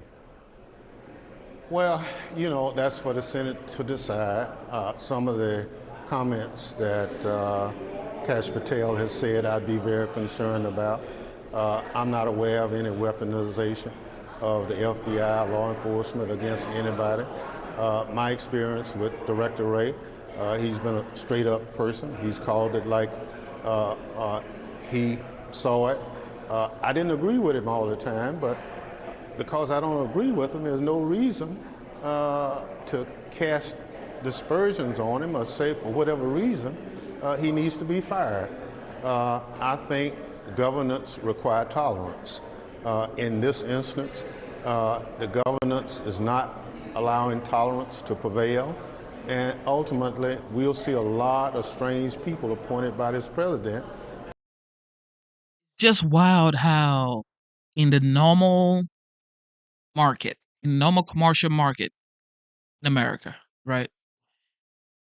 If you failed your audit one time, 2 times, you definitely will start getting start getting calls from the IRS, and then you would get officially, you would have to pay back whatever you owe or whatever happens to you with the IRS. But here is the Pentagon. They've failed audits 7 times. The Department of Education has failed audits 3 times. And these are the leaders of the United States. These are the people we're supposed to be looking up to. And this guy is saying, allow tolerance. Allow tolerance. It's bad that this government would not allow tolerance. Tolerance? The American people deserve tolerance. They've been paying bills, working 2 or 3 jobs. Some people are even homeless. People are living paycheck to paycheck, trying to figure out what they're going to eat next week, how to pay their bills. And you're saying tolerance. No, the American people need tolerance. Who only have as their mission is to keep him satisfied, and the rule of law may or may not prevail. As an individual who's been on Homeland Security since its inception, I'm very concerned that the potential for the rule of law is at risk under the next administration. You're worried about this administration going after political opponents? Oh, absolutely. I take them at their word. Retribution has been a constant comment out of the incoming president's mouth. He has never said anything about retribution. He said his revenge will be success. These people are like, they tell you A and it's B. You're saying retribution. Why did you indict a former president? You're saying retribution, retribution. He's never said one word about retribution. He said his revenge will be success. And he also said success will bring people together. Success brings people together. You could be fighting against, you could be against somebody, but I guarantee you the moment you become successful, you guys are going to come back together. Like success brings people together. That's like known facts, okay? People fight, argue, bad mood when things ain't going right. But when things start going right, everybody's chilling, Gucci, everybody's happy. Success brings people together because there's nothing to fight over now. Okay, there's nothing to fight over. Mood is fresh. Everybody's feeling good because of success. Okay, so he has said the revenge will be success. I don't know why people can't just get that like easy. I've never heard an elected official other than the incoming president talk about retribution. You know, usually when you run an election, if you win, it's over. If you lose, there are certain avenues available to you, but at the end of your debate or dissension, you move on. We are the shining star for every other government in America to try to be like. Retribution doesn't make us look good as a government. All right. Congressman Benny Thompson, the former chair of the January 6th committee, thank you very much for your time. We appreciate it. Thank you for tuning into the live stream. You know what time it is. Double tap your screen, subscribe to your channel. This is what kids do. They come in my page and say, you know what, he's going to deport you too. Well, I got my green card. I got my citizenship during Trump's term. So what else you got to say? So he made sure I became a citizen. Then he's going to deport me. I don't think so. But I'll be here waiting, just like y'all say Kamala was going to win the presidential election. I'll be here waiting after his next 4 years. And I'm going to tell y'all, probably then I'll be probably huge, like huge page or bigger than this. I don't know. You know, by God's grace, let's see what happens. But I'll be telling y'all the same thing I told y'all. Greatness is coming. Greatness is coming.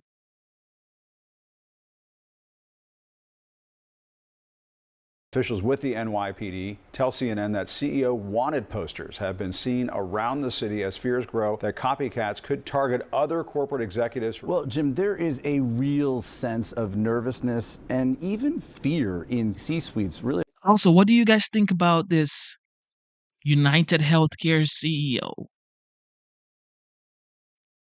that happened in New York, Luigi Mangione? What do you guys think about it? What do you guys think about it? It's like, first of all, people are supporting Luigi Mangione. It's because people are fed up. People are fed up of all these insurance companies that, you know, they're not like Joe Rogan says insurance is a dirty business. I do not support Luigi's action. I'm not saying he's supposed to take the law into his hands. However, if someone like Joe Rogan, someone as, I would say, more influential, someone who is much more privy to information than I would be, he's saying that insurance companies are just like, did I say scam? I don't think I said scam. I need to go find the exact word. He said insurance companies are Joe Rogan. Let me go find that word he said.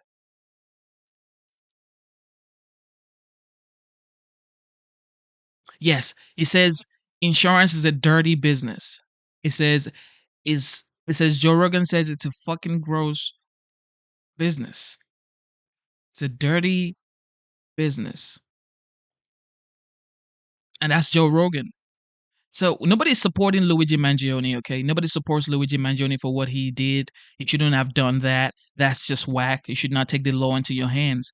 However, it's like, why are millions of people across the United States supporting Luigi Mangione and willing to pay for his lawyers, for his bail, if possible? That's just wild. So meaning people are fed up with the insurance company. And if the people are fed up, your customers that you're selling the product to are saying they're fed up to the extent that they would support a killer over a CEO of an insurance company. It's like something has to change. That's wild. Now, There are posters of CEOs in the United States, in New York, with an X sign saying wanted. That's not good. That's bad. That's actually bad. Yet, the people are supporting it because the people are fed up. This is bad. I would never support anything like this. Like, you shouldn't take the law into your hands. That is bad. Let the law take its course. Yet the people are supporting it. People are calling him the adjuster. People are calling him a legend, a hero. This is wild. Across the country, this fatal shooting in Midtown Manhattan, not far from where I am right now, has been a real wake-up call for business leaders and for boards of directors. The security firms that are paid top dollars to protect executives, they say that their phones have been ringing off the hook ever since this news broke. One veteran security executive told me that corporate America is nervous, and he said healthcare is the target now, but who's next? And so, yes, companies are considering a range of steps to try to ramp up security, including reassessing the security protocols that are already in place and the budgets. They're increasing the number of security personnel and the amount of technology in offices and even in the residences of executives. They're urging executives to delete their digital footprints, including stuff like the floor plans of their homes and any information that's out there about where their kids may go to school. And they're also enhancing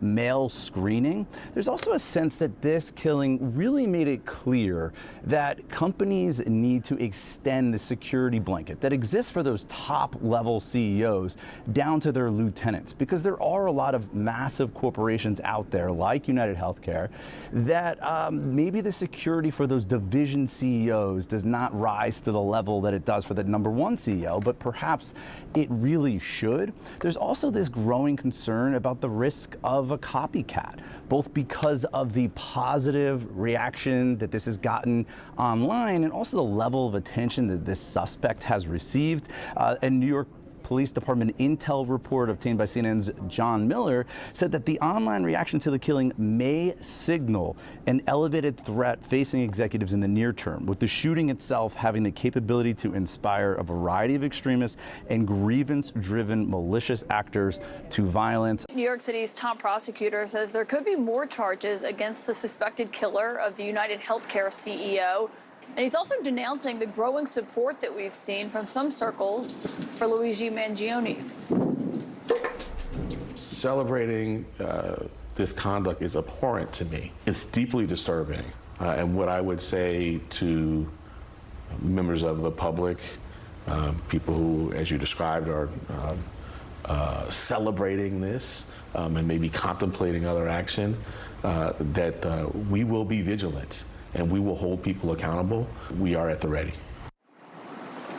The Manhattan District Attorney Alvin Bragg there making that promise after wanted posters targeting other healthcare executives were seen posted around New York City today. Joining me here tonight, Nicholas Florco, staff writer for The Atlantic, who argues in a new post, quote, "Murder is an awful answer for healthcare anger." And he joins me now. And it's great to have you because you also used to work for STAT, which is a healthcare publication, covers United Healthcare previously. So I understand you probably are deeply familiar with the anger that so many people feel towards the healthcare industry.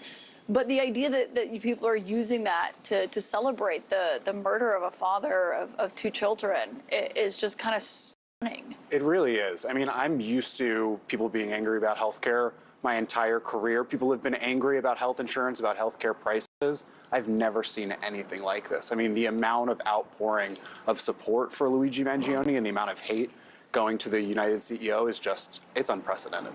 Yeah, but we've seen some people say, well, the reaction that we've seen to beef up security for these CEOs or to focus on that is them focusing on the wrong issue. But in looking at that, I mean, we're also seeing people put up wanted posters with their faces. I just want to show some people who maybe aren't, as prolific on social media as others, the reaction that we've seen towards the suspect here online. this Ivy League hottie named Luigi. It's the Robin Hood that we never knew that we needed. I listened to Luigi's manifesto this morning 3 times and I cried. Honestly, it's beautiful and I agree with him. At least he left a very powerful message and he highlighted how terrible the healthcare system is in America. I think he'll go down as a hero in history. What does that say to you? I mean, it tells me that people are really angry about the state of healthcare in this country and that they're feeling kind of hopeless. I mean, to me, what it symbolizes that people are moving towards this, glorifying violence because they feel like something can't get done otherwise. I mean, I would argue, frankly, that is the absolute wrong way to go in every way possible. We know that nonviolent protest is more effective than violent protest, and I think we all should agree that killing a CEO isn't going to change anything to make our healthcare system better. Yeah, and Senator Elizabeth Warren was facing some blowback today because when she was asked about this, she told the Huffington Post, the visceral response from people across this country who feel cheated, ripped off, and threatened by the vile practices of their insurance companies should be a warning to everyone in the healthcare system. Violence is never the answer, she said, but people can only be pushed so far. I saw some people saying, that should end it. Violence is never the answer. Yeah, I mean, I think that Senator Warren has struggled with what a lot of us that have been talking about this have been struggling with, which is balancing both the fact that our healthcare system causes real harm and real suffering, and that murder is absolutely incorrect. The thing that I think is important to highlight is, unfortunately, Senator Warren is right in a lot of ways. We know from history that societies devolve into political violence when people feel like they are the victim, they see very clear inequality, and they lose faith in our democratic institutions. So I think the point that Senator Warren is making is right, that these factors can lead to violence, but I just think it wasn't said in the right way. Did you hear from people that you used to speak with in the healthcare industry after you wrote this, or just given, your past, where you worked, what people inside that industry have said about this? I mean, I think people are just scared. I mean, we're seeing the insurance companies taking their CEOs' photos off of the internet. We're seeing companies working from home. I mean, we've never seen anything like this. I mean, when you have people putting up wanted posters in New York City with people's faces on them, you have to wonder if they're right. They have to be careful. Yeah, I mean, to see the wanted posters is quite something. To if you are one of those healthcare CEOs, to see that and targeting in that way. Yeah, I mean, I don't know how you see it as anything but intimidation. And I mean, frankly, I think and I hope that people will see those and think this is awful, but it only takes one person to cause chaotic trouble. Yeah, it's an important piece. I'm glad you wrote it, and thank you for coming on here to talk about it tonight, Nicholas. I'm telling y'all, man, this is bad. This is absolutely bad. This isn't something we should be celebrating, but apparently people are celebrating it. It's like people are just tired, fed up, just want to see the people on top go down. Because it's like people are suffering so hard. People work 3 or 4 jobs just to get by. Get it? I'm not justifying what Luigi Mangione did. However, people are just so fed up. People are fed up that they have to pay for insurance to get, checked. You need insurance to drive your car. You need insurance for your health. But it's like, even though you do pay for insurance, you may not be getting the best bang for your bucks. So it's like, if you're making billions of dollars, in some cases trillions of dollars in profit as an insurance company, why don't you give the people that are making this money for you, paying into your company to insure them, to protect them, why don't you give them the best care? They said the customer is always right. That's what it is. The customer is always right. But now your customers are saying they're happy that one of the top executives is gone. That's bad. If your customers that are supposed to be happy about your service, with your service, are not feeling remorse, any type of remorse for you, that's bad. It's absolutely bad.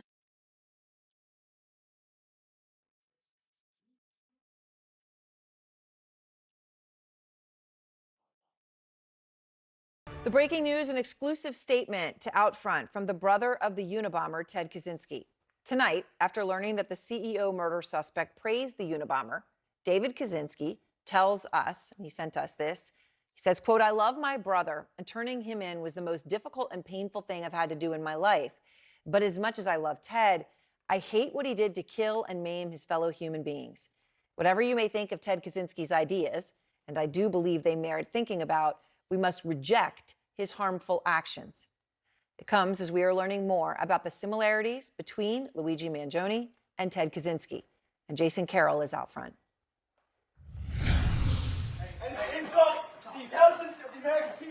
If Luigi Mangione speaks like he did outside court Tuesday, investigators listen closely, and not just to what he's saying now that he's in custody, but also to what he has said or written in the past, such as these unsettling words. "Violence never solved anything" is a statement uttered by cowards and predators. Mangione wrote that in January 2024 in support of the notorious Unabomber Ted Kaczynski. It's part of the Goodreads review Mangione wrote of Kaczynski's 1995 anti-technology manifesto, Industrial Society and Its Future. We just hope that this might be of additional assistance in obtaining leads regarding the Unabomber suspect. Kaczynski terrorized the nation for years. He served 8 life sentences for sending mail bombs that killed 3 and wounded 23 others from the late 70s until the mid-90s. According to an NYPD intelligence analysis report obtained by CNN, Mangione may have found inspiration in Ted Kaczynski.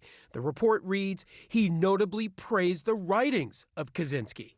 Mangione liked several passages from Kaczynski's manifesto in his review, defending it, writing, "It's easy to quickly and thoughtless write this off as the manifesto of a lunatic." I think Mangione is very much inspired by the work of Kaczynski and his manifesto. Scott Bond is a criminologist who has written about serial killers and Kaczynski.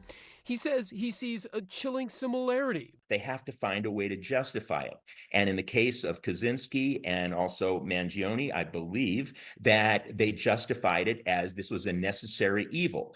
Other notable similarities, both men highly intelligent and Ivy League educated. Kaczynski, a Harvard grad mathematician, while Mangione minored in mathematics at the University of Pennsylvania, where he also majored in computer science and engineering and had a master's. Kaczynski was estranged from his family, living as a recluse in Montana.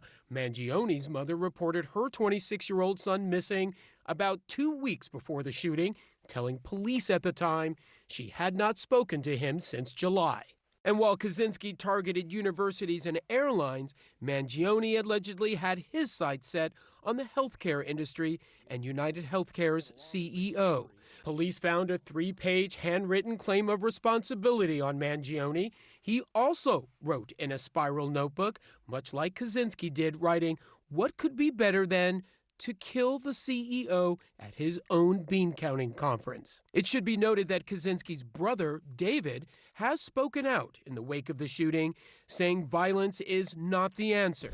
In a statement to CNN, saying Kaczynski's actions were blind, misguided, cruel, and utterly inconsistent with his goal of preserving our basic humanity.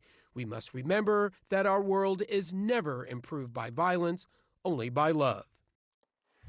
And Mangione also wrote that he didn't actually want to use a bomb against his intended victims because it could, quote, kill innocents. But it's important, again, to remember when you think of this case and the Kaczynski case, you have to remember what Kaczynski's brother said, that what his brother did, his actions were blind, that they were misguided, and then, of course, violence not the answer here. No, but it's especially important in the context of the heroism that so many have bestowed upon Luigi Mangione in the wake of this. All right, Jason, thank you very much. And District Attorney Alvin Bragg weighed in tonight on those who'd make a hero out of the alleged CEO killer. Here's what he said to ABC News.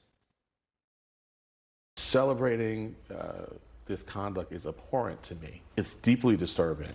And what I would say to members of the public, people who, as you described, are celebrating this and maybe contemplating other action, that we will be vigilant and we will hold people accountable. We are at the ready. Well, it's unknowable who, if anyone else, might be contemplating the kind of action DA Bragg is referring to. As for the celebration of the crime and veneration of the suspect, that much is plain to see. More from our Randy Kay. He's accused of cold-blooded murder on a New York City street, yet support for Luigi Mangione is exploding online. If we let OJ off the hook, why can't we let Luigi off the hook? On TikTok, the hashtag #FreeLuigi is inspiring videos like these. We need to go ahead and get down to business and figure out how we're going to help my boy, Luigi. We need to put some money on the man's books, make sure he can have honey buns for days, okay, while he's in there. This TikToker echoed frustrations, writing, "People are tired of being treated like a number." People get into these jobs and positions and forget that these numbers that they're interacting with affects actual people's lives. Others offering themselves up as alibis. Listen, Luigi Mangione could not have killed that CEO that morning. I know because he was on a Zoom call with me organizing a fundraiser for kids and canines with cancer. Free Luigi. The propping my up of goodness. Mangione is so outsized, one TikToker even suggested Time magazine should make him their Person of the Year. Free my boy, he didn't even do it. Mangione has inspired merchandise too. Online retailers are selling free Luigi Christmas ornaments, Free Luigi. sweatshirts, and coffee mugs, one emblazoned with the words, "I'm in love with a criminal." Mangione's lawyer told CNN that people have been reaching out to his office, offering to pay Mangione's legal bills. He's not sure he'd accept the money. Obviously, my client appreciates the support that he has, but it just doesn't sit right with me. A legal defense fund has also been set up on behalf of Mangione. By Wednesday afternoon, the fund had reached over $30,000. Some of the anonymous donors included the words deny, defend, depose in their message. At least one referred to Mangione as an American hero. In Altoona, Pennsylvania, where Mangione was arrested at a McDonald's after an employee called police, support for him has given rise to threats in the community. We have received some threats against our officers in building here. We've started investigating some threats against some citizens in our community. We're taking all those threats seriously. The McDonald's is being targeted too. Fake reviewers online writing, "Never eating at this McDonald's again. Imagine going to grab a Big Mac and witnessing Officer Snitchy McSnitch, Employee of the Month, calling the feds on a hero," referring to Mangione. Another fake review reads, "Why go here when Taco Bell is just across the way and knows how to keep their mouths shut?" Yo, good morning to everyone other than the person that snitched on my dog, Luigi. Like, didn't your mother teach you snitches get stitches? Back in New York City, so-called wanted posters have turned up, possibly suggesting some sort of rallying cry. The posters show faces of executives and CEOs, including Brian Thompson, who Mangione allegedly gunned down. His is marked with a red X. It's unclear who is behind the posters. Yo. This is wow. This is absolutely wild, guys. Hi, Neil. Well, you heard him there have a meltdown as he went into court. It's a much different scenario than what NYPD investigators told me he acted like last night when he was working with them, but pretty silent. So the 26-year-old now facing murder charges, you can see him here on your screen, after police say he shot and killed a United Healthcare CEO in New York City. That mugshot just coming into our newsroom this afternoon. So on paper, Neil, Mangione looked like he had a bright future. He went to a very expensive and affluent high school. It's called the Gilman School in Baltimore, if we want to pull that up. He was an Ivy League grad and an athlete. He was well liked by friends, we're told, and he went to UPenn. Now he's looking at major time behind bars after this murder investigation. So Mangione was spotted eating a hash brown inside of McDonald's in Altoona, Pennsylvania. This was a wild break in the case. He was wearing a mask, but an employee there recognized him, said, "I think I've seen that person on those wanted photos," and called 911. Police show up. They tell him, take the mask off. They question him and ask if he had been in New York recently. That's when they say he got so nervous he started shaking and handed over this fake ID there on your screen, okay? It says Mark Rosario. That's not his name, but that's his picture. He used that same fake ID, I'm told, to check into a New York City hostel before the shooting, so he still had it in his pocket. Mangione also had a backpack with him in Pennsylvania when he was arrested. Inside was a gun they believe was printed on a 3D printer and a handwritten note that explained a possible motive, slamming the insurance industry. Police say that manifesto had this in it, saying in part, "I state plainly that I was not working with anyone. I do apologize for any strife or traumas, but it had to be done. Frankly, these parasites simply had it coming. So that's very disturbing, to see that and hear that. And then you saw him freak out again. So he's continuing his message possibly about the healthcare industry. Investigators say they're going to keep working this case, Neil, and they're going to bring him back to New York no matter what. Neil. But that could take a little while, right? Yeah, it could take a little bit, but they said no matter what, they had those detectives out there yesterday trying to get information from him, and they hope that he's going to say something, or they can get that DNA swab, and then they could have to bring him back no matter what, whether he wants to or not. They could file it and bring him in. I noticed he was losing inside of cameras here. Do we know what his behavior was like beforehand, whether he just acted up then and there, or do we know anything?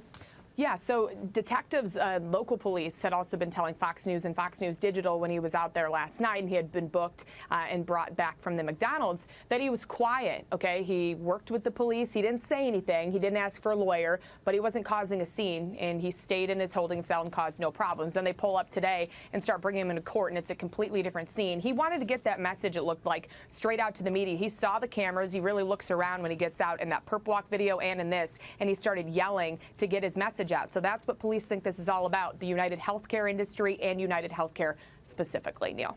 Just incredible. Alexis, great reporting. Alexis McAdams. Joseph Kenny is here. Alexis, great reporting. Alexis McAdams. Joseph Kenny is here. You probably know the gentleman by now. The NYPD chief of detectives, you name it, it happens in this city. It gets his attention, and he hops on it. Before anyone, he was saying, we will get this guy. And sure enough, they appear to have gotten this guy. Chief, an honor to have you. Thank you. Thanks. He is fighting extradition, denied bail. What happens next, you think? What happens is eventually he will be sent to New York City. We're working with the Manhattan District Attorney's Office. A grand jury will be put together, and he will be arrested in New York City and charged for murder one. What do you make, Chief, of what little we have learned about his background? He's a smart guy. He's valedictorian of a very prestigious high school class, top training, computer science, you name it. The world was his educational oyster. What do you guys think will happen if he's been given a jury of his peers? Do you think he's going to be convicted if he's been given a jury of his peers? What do you guys think? Do you think a jury will convict this guy? Let me know in the chat, man. Do you think a jury will convict Luigi Mangione? What happened?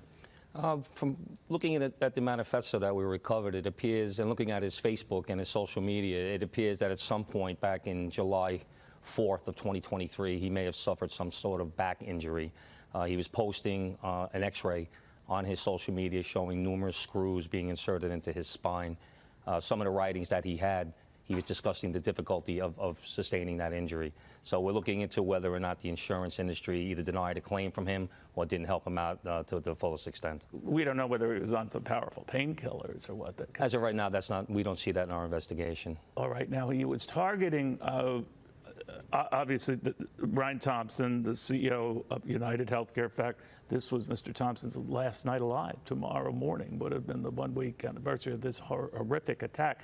But he was casing him and following him. Now, at first, there were thoughts, Chief, that maybe he was acting on behalf of others or that others shared his view. He almost looked like a hitman, the first reports we got. What do you make of what you've learned since? Well, what we have so far, it appears that this is a targeted attack. He is acting alone. We have him for several minutes prior to the incident, stalking the hotel, right, walking around the lobby. He's by himself. We're continuing our investigation. We have not stopped with this arrest. We're still working with the FBI. We're still working with Pennsylvania State Police and obviously Altoona Police Department, and we're looking to see if there are other people involved. Chief, I know he was in Manhattan as early as Monday of last week, right? So, but he did seem to know, or could have found out easily, Mr. Thompson's schedule and where he was going to be. He was staying just across the street from the Hilton Hotel where he was gunned down.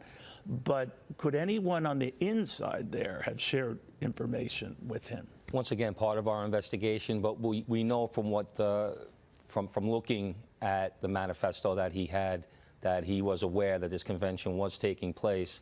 And when we did our research, we saw that it was publicly sourced on their website. So he knew that this conference was taking place at that time. So if it were another healthcare company or an insurance concern, was he particularly concerned about this guy? Any past he had with United Healthcare in general? Do we know?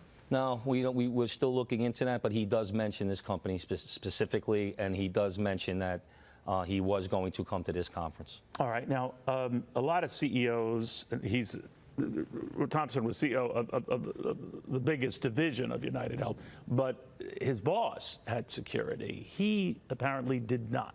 We're hearing from family members and other employees that back in Minnesota, he did have a security detail, but for some reason in New York City, he chose not to.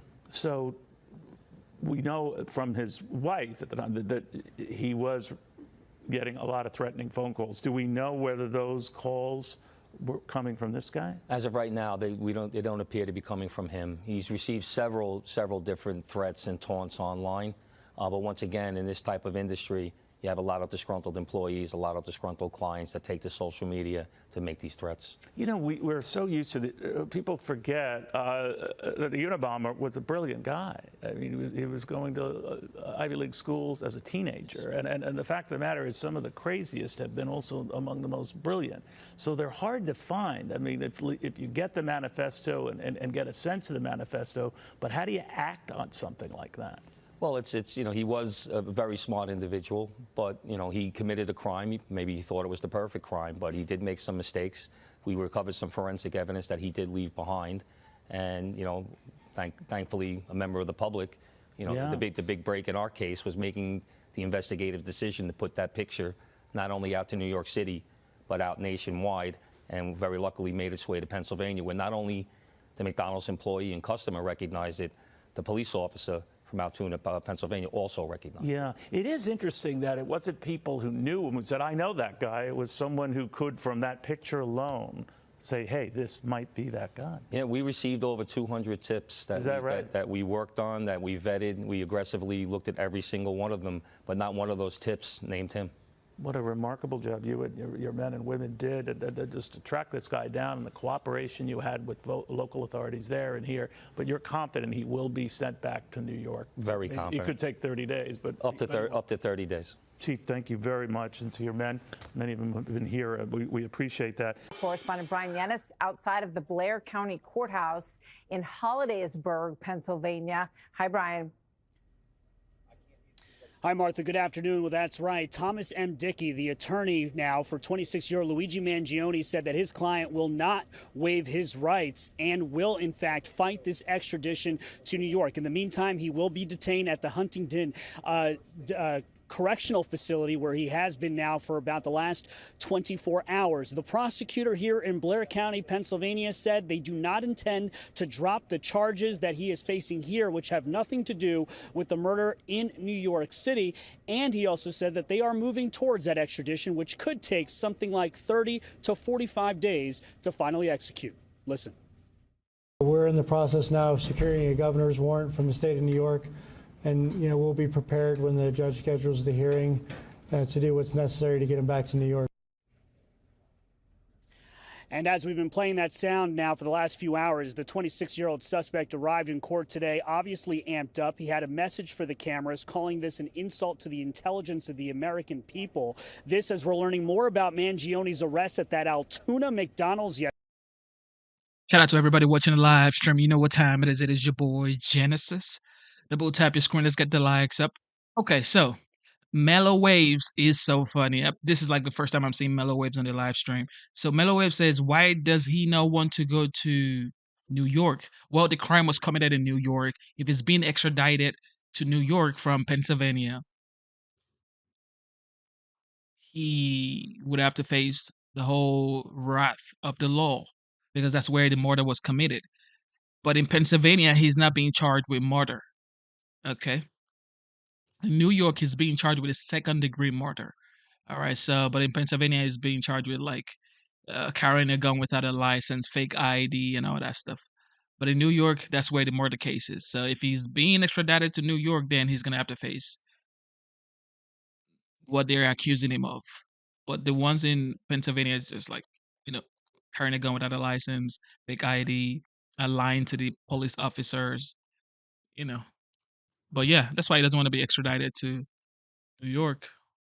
yesterday. These new images show Mangione eating a hash brown in the back of the McDonald's while looking at a laptop wearing a blue mask. Here's Larry, who was having a coffee inside of that McDonald's yesterday morning. Listen. I think the one worker that actually thought it was him, she said it between his eyes and his eyebrows. She says, when I took his order, it was like she got in her mind, oh my God, it's a guy from New York. From our understanding, Mangione is still in this courthouse. Martha, the judge granting him time to get to know his new attorney, Thomas Dickey. Martha. Okay. Brian Yanis, thank you very much. News, Luigi Mangione, they are not waiving extradition for him, and his bail was denied moments ago. This happening. National correspondent Brian Yanis was inside the courtroom. He's now outside with us. What did you see and hear when in there? Well, Sandra, Luigi Mangione came out in an orange jumpsuit, and he had his arms and his legs shackled. He sat at the desk there by himself for about 13 minutes before he was accompanied by his now defense attorney, Thomas M. Dickey. This is a defense attorney, the first time we've seen him. We don't know if he was appointed by the court or by Luigi Mangione, but he showed up there, and the judge gave them a couple of minutes to discuss this case.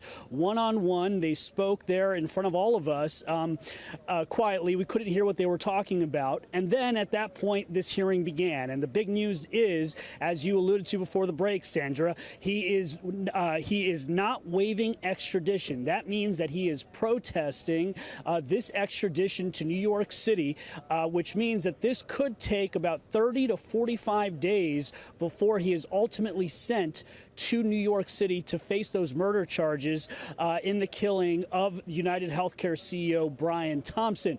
This also, while we were inside, there was one moment in particular where Thomas Dickey was defending his client, and he was saying he deserved to be out on bail. The judge ultimately denied that. He will be in custody here at the correctional facility until he is extradited or until another decision is made. But the defense attorney was making the case here that he is not facing a crime that would keep him behind bars without parole. He says that Luigi Mangione does not have a prior criminal history. He said that the cash that they found on him could have been fake, and the lawyer Dickey, he said ultimately those boxes of masks that police say were also found on Mangione inside that McDonald's, he said, well, quote, some people are still concerned about COVID. So those were just some of the defense points that were made. And while he was saying that, Sandra, Mangione tried to say something, and the attorney, Dickey, turned to Mangione and said, don't say a word. And then at that moment, he began to continue to defend his client. But that's some of the color of what happened inside moments ago. Yeah. We're going to try to get back up here, but we're obviously seeing some activity here. Could see him again shortly. And to remind viewers, when he was walking in earlier, cuffed and shackled, he was a bit violent and threw himself up against the wall and yelled as he was walked in. He said this. We've got the tape. Let's watch. Down. Oh my God! That's completely out of touch, and it's an insult to the intelligence of the American people and the lived experience. This is completely unjust and an insult to the intelligence of the American people. This is a lived experience, Brian, is what he said. He has not come back out, to the best of our knowledge, Brian. He was brought in that vehicle on the right side of the screen there. But perhaps knowing how he entered, they might be a little bit more crafty getting him back into the vehicle. Yeah, no doubt about that. That is true. They were crafty in moving him yesterday here to the courthouse, and we had a camera here to capture him walking in. But that's right. And now all eyes will be on what happens here, whether Governor Shapiro and Governor Hochul, what the DAs will do to try to maybe fast forward this process. But again, this is likely going to take at least 30 days before he is extradited to New York City. Sandra. Got it. So we'll keep our eyes on that shot. The door opens every once in a while. We just saw some others come out, but we'll keep watching. Brian, thank you for your reporting. All right, let's dig deeper on this. Let's bring in Bill Daley, former FBI investigator. So what do you make of what he said there? It was a bit of a rant as he was being led into the courthouse. He said this is extremely unjust and an insult to the intelligence of the American people. I believe he finished it off by saying this is a lived experience, which would seem to perhaps relate to experiences that people who are acquainted with him have relayed to the media, saying that he had had back surgery and was in extreme pain from time to time. You know, John, this could be just a situation of him posturing himself, kind of knowing what's inevitable, that he's going to be facing proceedings, he's going to be facing a court, he's going to be facing a potential jury. And is it kind of posturing one way or the other? Is it posturing just because he's kind of acting out and maybe appears perhaps a bit erratic? Or is he kind of putting forward his innocence in some way? So we just don't know, but I think it is probably a calculated move by him, and we'll see how it all turns out. You know, meanwhile, the investigation, continues, and I think it is important for people to understand that all these elements of the investigation are very important, particularly because we need to make sure, as investigators move forward, they're able to actually put Mangione actually on 54th Street that morning. Right now, we have a number of circumstantial pieces of evidence between the weapon that was found with him. Is that the same weapon that was used? There are a number of things, John, that need to come together in order to make this case more concrete. Yeah, the only thing that we seem to know, I think with reasonable certainty at this point, is that the fake ID that he showed police officers yesterday in that McDonald's in Altoona was the same name that he had used to check into that hostel in New York City. We've now got that piece of video with subtitles on it when he was yelling to the press as he was led into the courthouse. Let's play that out for you now. Down. Oh my God! That's completely out of touch. And an insult to the intelligence of the American people and the lived experience. Yeah. So that is as we thought it was. Or he said it's extremely unjust, insult to the intelligence of the American people. This is a lived experience, perhaps relating to his own experience, having had some sort of injury or surgery, and then dealing with the healthcare industry after that. What I find interesting is that this guy has an affinity for the Unabomber, Ted Kaczynski. He did a review on the Unabomber's so-called manifesto. And there are some interesting parallels between the two. They're both highly intelligent. Kaczynski attended Harvard at the age of 16. Mangione went to the University of Pennsylvania, another Ivy League college. Both of them were math whizzes, though Kaczynski got a PhD. Kaczynski had a disdain for technology. That should be D-I-S-D-A-I-N, for technology. Mangione had a disdain for corporations.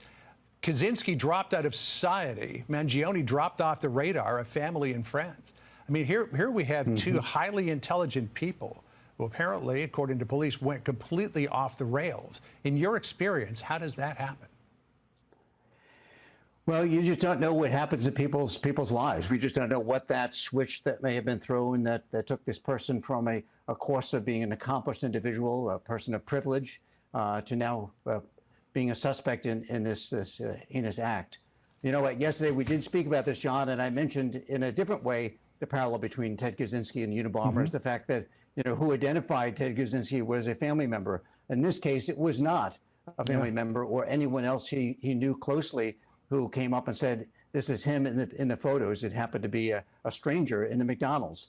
So there are some parallels, and I think it is interesting is that somebody who's highly educated, who is obviously quite intelligent. There's something that happens along the way, and we just don't know what that is. But I think the key. And the fact that this guy came from a well-to-do family, he came from a family that had substance. He went to a good Ivy League school, Penn State. He's smart, he's bright, he's intelligent. So why would he have gone to this length to get this done? What happened to him? What made a person who was so good in his academics in school to go do something like this? I don't know. Life is just wild. It's weird, the kind of things that, people go through in life. You never know why people do things. You would think this guy is like a saint. He could never do that. Like, this is why you have to be careful around people. You have to look and understand that anybody is capable of doing anything in this world. You have to be open-minded to that facts, because you never know. People are going through a lot of stuff and they just switch like that, and you're wondering what happened. Why would he do something like that? Why would she do something like that? It's because life is life. Things like this have been happening for years, for decades, for centuries. Person that you think is like supposed to be a disciple of Jesus in your mind, it's like this person is like great. Like, this person can never hurt an ant or a roach. Person may be able to take somebody's lives. So it's like, you gotta be careful, man. Be kind to people, because you never know what people are going through. They may just retaliate in a way that you would never understand. It's like, why would you do that? It's like, and they'll be like, they don't know. Sometimes people are just tired, man.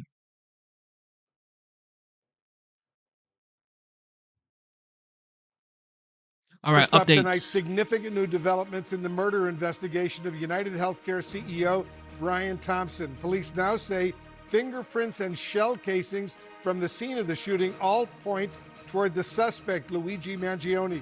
Oh. Let's bring in CNN's Shimon Prokupecz. He's in New York with details. Shimon, we're also learning more about Mangione, losing contact with his family and his friends in the months leading up to the shooting? Yeah, in the months and really even the weeks just before the shooting. And what we're learning from law enforcement sources, Wolf, is that on November 18th, when his mother reported him missing to the San Francisco police, she told him that she had been calling him repeatedly and that he wasn't answering his phone, he wasn't picking up. But also significantly was that his voicemail was full and that she was not able to leave a message, not able to make contact with him. Since July 1st, Wolf, that is what she told police, that for months she had been trying to reach her son and she was unable to reach him. Believing that he was working at a place in San Francisco, she called the San Francisco police asking for help. Now, what she also told police was that there was no reason for her to feel that he was going to do any kind of harm to himself or to anyone else. And it's unclear, Wolf, at this point, what other actions the police took. But this is significant because it shows that for months and months, he had sort of gone quiet. No one was able to get a hold of him, and his family was so concerned that they finally went to the police trying to get help. What happened after that is simply unclear at this point, Wolf.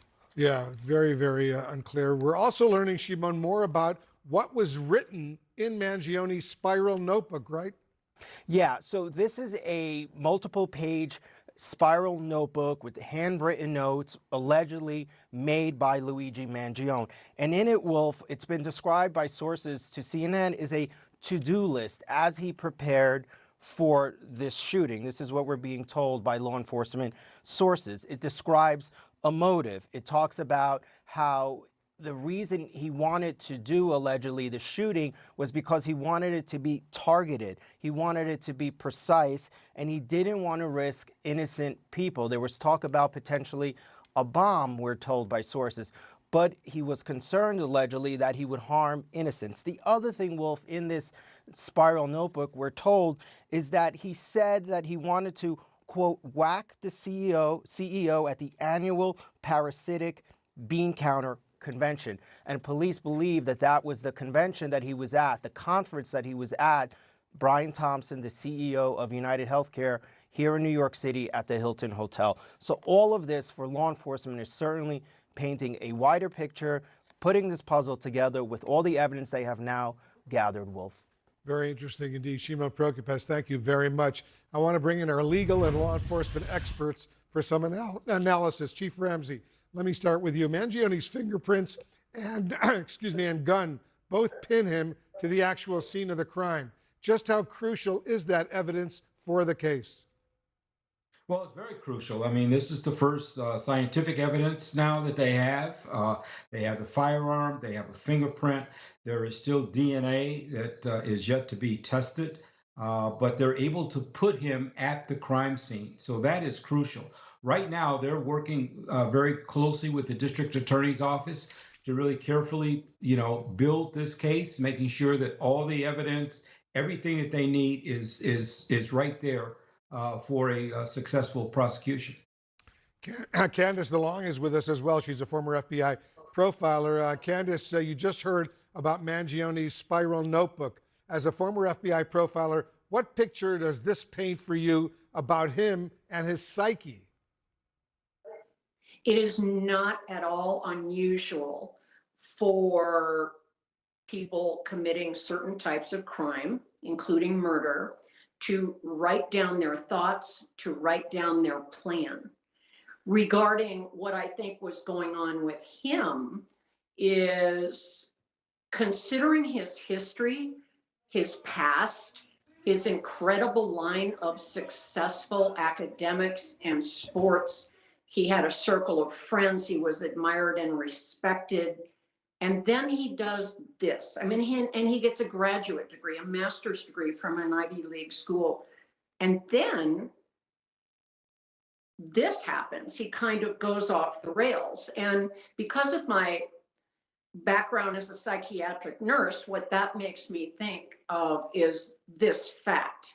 A lot of mental illnesses, minor, moderate, and severe, emerge in the late teens and early to mid 20s. And it seemed like this Luigi had everything going for him, and then almost became another person and did something very much out of character. Yeah, he certainly seemed like another person than he was growing up. Areva Martin, you're our legal commentator. Taking all this together, all this new evidence against Mangione, how does he mount a credible defense? Can he claim insanity? Well, it's going to be very difficult, Wolf, to make a credible defense given the overwhelming amount of evidence that has been assembled by law enforcement in this case. We have the forensic evidence. We have the gun being matched to the casings from the gun. We have the fingerprints. We have this manifesto of sorts, as you will. We even have what police believe to be an admission from him. So it's going to be very difficult, although what his lawyer is saying that they're going to fight extradition, and that, according to him, he hasn't seen any evidence that ties Mangione to the murder of the CEO. But clearly, there is a mound of evidence that's going to be difficult for this defendant to overcome. You're absolutely right. Candace, it's pretty striking that Mangione's mother hadn't heard from him since July and didn't report him actually missing until November. What's your read on that? Well, of course, I don't know what their behavior with each other was like prior to that, but obviously not hearing from him concerned her enough to go to the police. It occurred to me, and she's not the only one, close friends and also said he kind of dropped off the radar for a while, not prior to last week. And that it occurred to me that is probably when he went, for lack of a better term, radio silent with so many people that were important to him, was when he decided that he was going to do this. And he just didn't want to talk with anyone. Yeah, he certainly didn't. Chief Ramsey, how does that new timeline from Mangione's mother fit into the investigation into his background and potentially his motive? Well, I mean, all these things fit, and that's what detectives are doing now. They're trying to piece together the complete picture. And I think they're probably pretty close to doing that now, but they've interviewed friends, they've interviewed relatives, they've obviously reviewed hundreds of hours of video there in New York, all the evidence that's been collected so far. So all that leads to a picture, beginning when he first arrived in New York, 10 days prior to the actual murder. All that is going to be a part of what they're building now that'll be presented in court during trial. As investigators pore over the subject's writings and social media posts, we're trying to get a better understanding of what Mangione may have been dealing with in terms of his health. Let's bring in CNN chief medical correspondent Dr. Sanjay Gupta. He's a practicing neurosurgeon. This is just sad. Absolutely sad.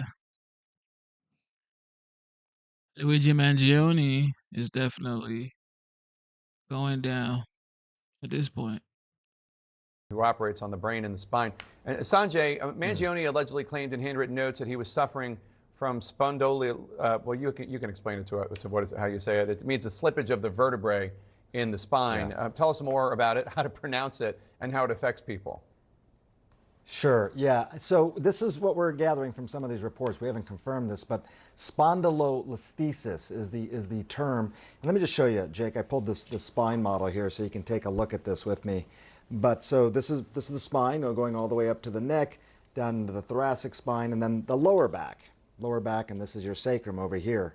So with spondylolisthesis, you might have slippage of the bone over here, kind of moving forward on another bone. So it's just basically, instead of lining up perfectly like you see it in this model, one of the bones sort of slips out a little bit forward. And that can be painful for various reasons. It can be painful in the back because of that movement of the bone.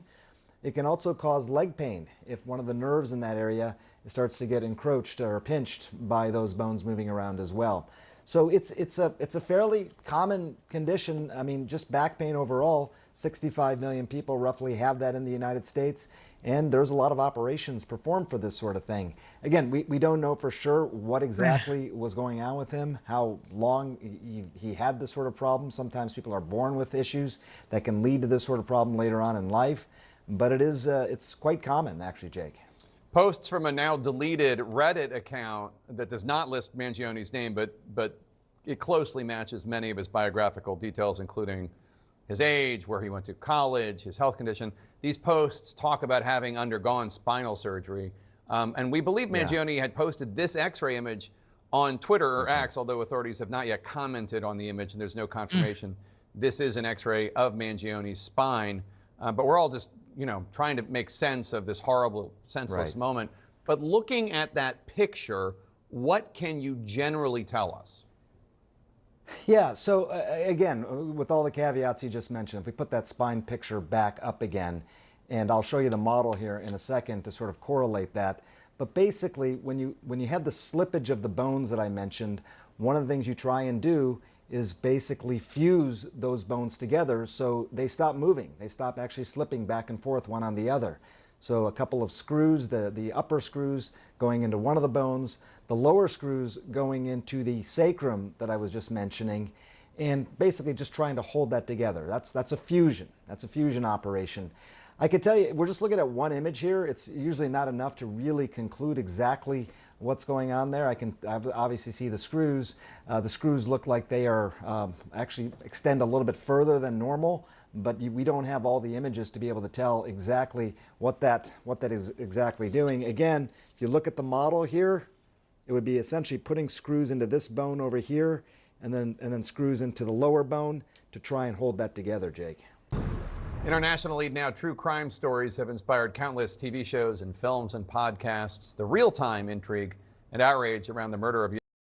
You guys think his back surgery was associated with this? You think so? I don't know, man, because he came from a well-to-do family. There's no way he was denied claims or whatever. He went to University of Pennsylvania, Ivy League school. So it's like, why would he be denied coverage? But you never know. You just never know why people do what they do. However, he did it. According to the evidence, they're saying he did it. This is sad, guys. And the fact that he was bright, smart, intelligent, had a future, bright future ahead in front of him. And this happens. Too sad. Absolutely sad.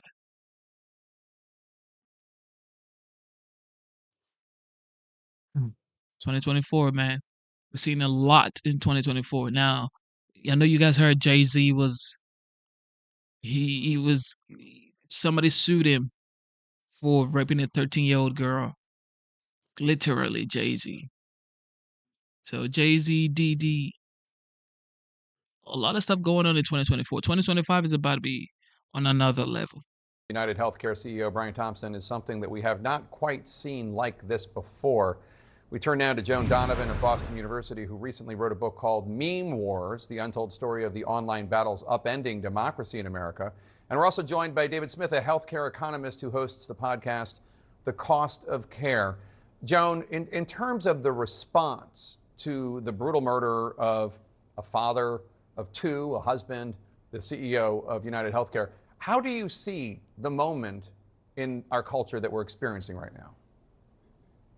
Yeah, I think that, social media has really come alive in this moment because this case really marries two things that really do well on the internet, which is true crime and memes. And so even the message that was left behind at the crime scene of deny, delay, depose is set up in such a way so that the internet would bite and be able to circulate all kinds of stories. And I think that the deepest resonance has been that many of us, it's almost a universal that we've experienced very high cost healthcare and at our most vulnerable points have been denied coverage. And I think that's resonating with a lot of people. And David, you have your own personal stories of loss and frustration with the healthcare system after the deaths of your father and your sister and your brother. What was your response to the praise for the murderer and the loathing for the insurance industry? And I realize those are two separate things. Yeah, well, look, Jake, it's unfortunate. Obviously, somebody lost their lives. Kids are going to grow up without a father. He's leaving behind friends, family, and everything. To Joan's point, you can absolutely understand this moment with social media. There's a lot of people that are using this channel and this event to really express grievance. Grievance about the system, grievance about the way they've been treated in the system. And that grievance is born from the fact that each of us puts $15,000 a year into this system. We spend $5 trillion on this system collectively, and people go bankrupt. They're met with wrong doors. They're met with indecision. People are angry. They're fed up with the system, and they're alone. People feel alone in this. So suddenly there's an event. There's this opportunity for people to come in and express that grievance. It's the wrong way to go about systemic change, but it absolutely highlights something in the culture that's been sitting under the surface for a long time that this is brought to the fore. Yeah, something very real, which is why we have you two on the show right now to discuss it. Yeah. Joan, there are a range of reactions here from the sinister, such as these wanted posters of other CEOs that were put up on Wall Street, to complaints about people's personal frustrations with how their own health claims, insurance claims, were handled. I'm wondering if the online culture that is fueling some of the worst of this is, obviously it's distasteful, but it is also bringing forward a discussion that, maybe Bernie Sanders and Liz Warren have been trying to have this conversation nationally for years and years and years, but this moment is really bringing it beyond politics. Yeah, I think it's really truly a universal experience, and it really hits at these bipartisan lines where you don't have to be, Republican or a Democrat to have suffered from lack of health care, especially at moments when you are at your most vulnerable. And what we try to point out in the book Meme Wars is more about the conditions under which we get political violence. And political violence happens in moments when people lose faith in institutions. And so it's also very clear that what is also being expressed on social media is a loss of faith in who is going to hold these companies responsible for these incredibly exploitative policies that do leave you feeling very alone and isolated at moments when you also might feel like you are, or a loved one is about to die. And I think that hopefully we can start to have, of course, a more mature conversation about that, while also looking towards justice for those who've been harmed by not just the violent attack, but also by the lack of really good health care in the United States. And David, quickly, if you could, what is your 1 or 2 sentence recommendation for people out there who are frustrated with the health insurance industry? How should they be channeling their anger? better understand the system. There's tons of resources to get a little bit smarter on it. The system needs reform. This is the wrong way to start a conversation, but to Joan's point, it's a conversation we have to have. We need to get smarter, we need to activate, and we need to blow the system up because it's failing too many people. It's costing us too much. Brian Thompson has exposed simmering anger at corporate America, with some even sympathizing with the suspect, Luigi Mangione. Brian Todd is joining us right now. Brian, all of this is deeply troubling for corporations worried about the security of their top executives. Right, Wolf, and the security posture for top corporations has changed dramatically since the shooting. And that's happening at the same time that support for the suspect has grown so much that it's translated into marketing opportunities. A banner hangs on a Baltimore overpass reading "Deny, Defend, Depose." Those words, which police found on shell casings near where United Healthcare CEO Brian Thompson was gunned down, are now appearing on merchandise for sale online. The phrase could be linked to a 2010 book critical of the healthcare industry titled "Delay, Deny, Defend," which has risen to #2 on Amazon's nonfiction bestsellers list. It's just shocking to me that we have seen this level of public outpouring of support for what is essentially a cold-blooded public execution. Amazon has been trying to pull that merchandise from its website for violating company rules, a source tells CNN. But items with that phrase remain on sale on eBay, which tells CNN the phrase itself doesn't violate the company's rules, but items that glorify or incite violence do. Tonight, this is all part of a growing backlash against corporate America and specifically the healthcare industry in the wake of the shooting. For many, many years, people have become increasingly frustrated with private insurance. Too many denials of requests for care for themselves or their loved ones. But it's not just healthcare providers feeling the heat. Following the capture of suspect Luigi Mangione at a McDonald's in Altoona, Pennsylvania, and the reporting that an employee there had called police, the restaurant's pages on Google and Yelp have been flooded with negative reviews. Mangione's fans on social media have exploded. Our hero, our vigilante. He is a natural magnet to attract deep complaints about a broken private healthcare system. And Mangione's attorney says people have even come forward to offer help paying his legal bills. Obviously, my client appreciates the support that he has, but I don't know. I'd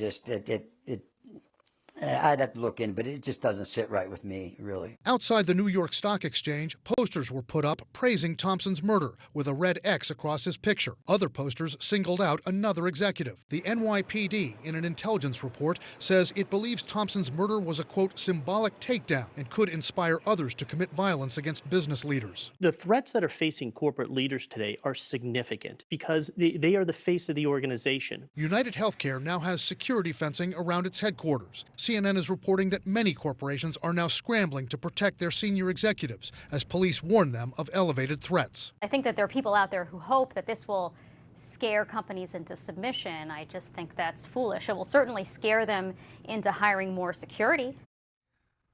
One prominent corporate security firm told CNN that within the first 36 hours of the shooting of Brian Thompson, they received 70 requests from companies for added security for executives. A top official of that security firm telling us it is a huge wake-up call, that the mood changed dramatically in a very short period of time. Very worrisome indeed, Brian Todd. Thanks for that report. Let's discuss what's going on with Kevin O'Leary. He's an investor on the television show Shark Tank and the chairman of O'Leary Ventures.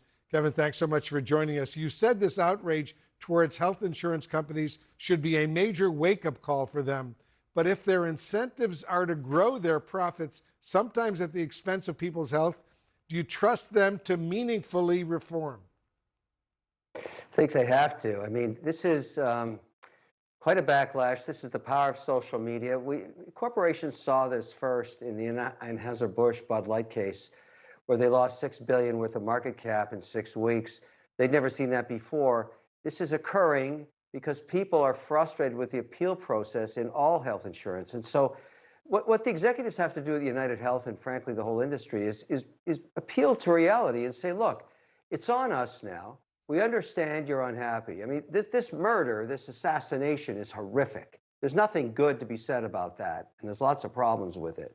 But at the end of the day, what it's leading to is the frustration of the users of healthcare, and everybody's affected by healthcare.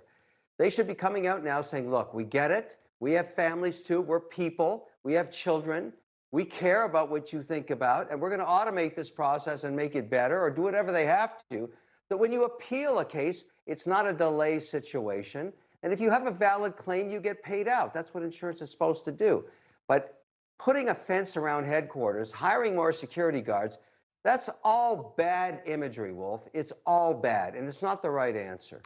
As you probably know, a Kaiser Family Foundation survey found that about 1 in 5 insured adults dealt with healthcare claims being denied last year. People are sharing stories online of their claims being denied for surgeries, cancer treatments, and major health issues.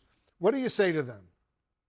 Well, there's probably valid reasons to deny, but if it's set up so that you just can't appeal it in a way that is cost effective because you can't afford to hire a lawyer, particularly in an expensive surgery, it doesn't matter.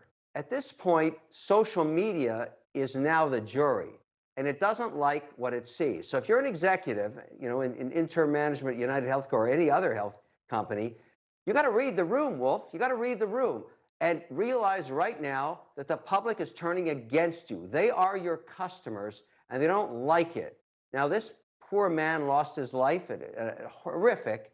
But if anything good is going to come of this, it's going to be policy change, because you've basically got people lighting up their torches, just like in the Frankenstein story, and going to the castle, and they're going to burn it down. And you gotta hear that. So if you're an executive saying, get me more security guards, wrong answer. That's just wrong. If you don't understand what you have to do now to get in front of this thing and say, look, it's on us. We hear you. We hear you. We hear you. And we're people too. We'll solve this problem. Here's how we're going to do it. This goes back to the Tylenol case. You got to get in front of it. And so far, I've seen no reaction. It's a bad thing, Wolf. Bad. So if you're out there and you're an executive, you know exactly what I'm talking about. Yeah, the suspected CEO killer, Luigi Mangione, has the same type of upbringing as so many corporate executives. He's from a prominent family. He went to an Ivy League school, the University of Pennsylvania. He worked in tech. What do you make of that? Mental illness at play. It has to be. No one person 3D prints with a polymer tactical weapon. And by the way, that story in itself is very disturbing. I mean, that to actually use a weapon like this, 3D printed, if that's the case, and use it effectively while you're walking, those that can shoot pistols competitively know how hard that is to do, with a silencer on, which makes it even less effective. I mean, this is a stunning story in itself. But if he's not insane now, he will be after he spends the first 6 years in solitary confinement. It's a horrifically bad story for his family. This poor man, and I think law enforcement has found their perp, as they like to say, is in for a horrific ride. It's just, this populism around him is not right, first of all, but it's what we pay. You know, there's this concept of lunatic fringe. If you want to have freedom of speech on social media, you got to deal with this kind of stuff, which is 2.5%, 3% of people doing this, but it's wrong. But for this poor man, there's no question in my mind, there's a mental illness here. He was estranged from his family for months, and then he does this. This makes no sense, but I don't know what to say. You know, I feel compassion for his family, but I don't endorse what he did. This is just wrong. He will pay a horrific price in his life for this, and that's just the way it is. Kevin O'Leary, good to have you in the Situation Room. Thank you very much for joining us. I want to go now to Thomas Dickey. He is the defense attorney for. Thanks for tuning in to the live show. You know what time it is. It is your boy, Genesis. Thank you, thank you, thank you. Double tap your screen, subscribe to the channel. Okay, Luigi Mangione. We've seen, we've heard. And Ashley says he has accomplished his goal in his opinion. Ashley says Luigi has accomplished his goals. Yeah, people are calling him a hero. People are saying this guy is the adjuster. People are saying that he should be protected, that a lot of people with different ideologies, man. A lot of people with different ideologies. You just never know. People have different mentality, and it's like people will support anything. Now, for this right here, of course, insurance companies. People don't like insurance companies in the first place. However, this is where we are. This is where we are. All right, on to Biden. Okay, Biden pardoned. Well, I'm gonna let y'all see, cause man, this man called Biden.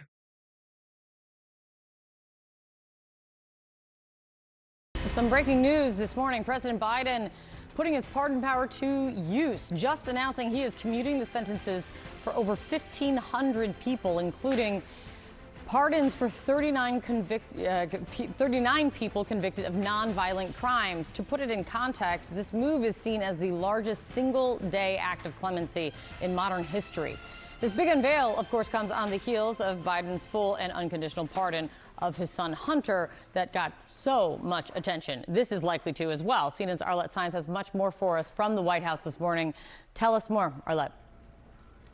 Well, Kate, President Biden is using one of the remaining tools available to him in his final days in office to grant clemency to a wide swath of individuals. The president saying that this boils down to trying to give people a second chance. Now, in all, the president is commuting the sentences of nearly 1,500 individuals, the single largest act of clemency in a single day. To put that in perspective, the previous record was set by President Barack Obama when he commuted the sentences for 330 individuals in the final days that he was in office. Now, the White House says that these individuals who will be impacted were placed on home confinement during the COVID-19 pandemic. And the White House says that they have shown a commitment to rehabilitation and reintegration into their communities. On top of that act of clemency, the president is also pardoning 39 individuals who had non-criminal charges that they had faced, or not violent crimes that they had faced, and that includes drug offenses. Now, the president in his statement had said, quote, "America was built on the promise of possibility and second chances. As president, I have the great privilege of extending mercy to people who have demonstrated remorse and rehabilitation, restoring opportunity for Americans to participate in daily life and contribute to their communities." Now, it comes as President Biden has faced significant pressure to grant more clemency in his closing days in office. There are some who are pushing for him to take several dozen inmates off of federal death row. But this pressure for more acts of clemency really has heightened since President Biden had issued that full and unconditional pardon of his son, Hunter Biden, which really drew fierce backlash from Republicans and Democrats in the president's own party after the president for months had said that he would not do so. Now, an administration official said that the president's pardoning of his son doesn't really impact his view overall on the clemency power. They say that he's been committed to that as president. He believes it's a way to make the country a bit more just, also in some ways to try to deal with some of the wrongdoings of the criminal justice system in the past. And this is unlikely to be President Biden's final act of clemency. He did say that he is planning to take more steps in the final weeks that he is in office.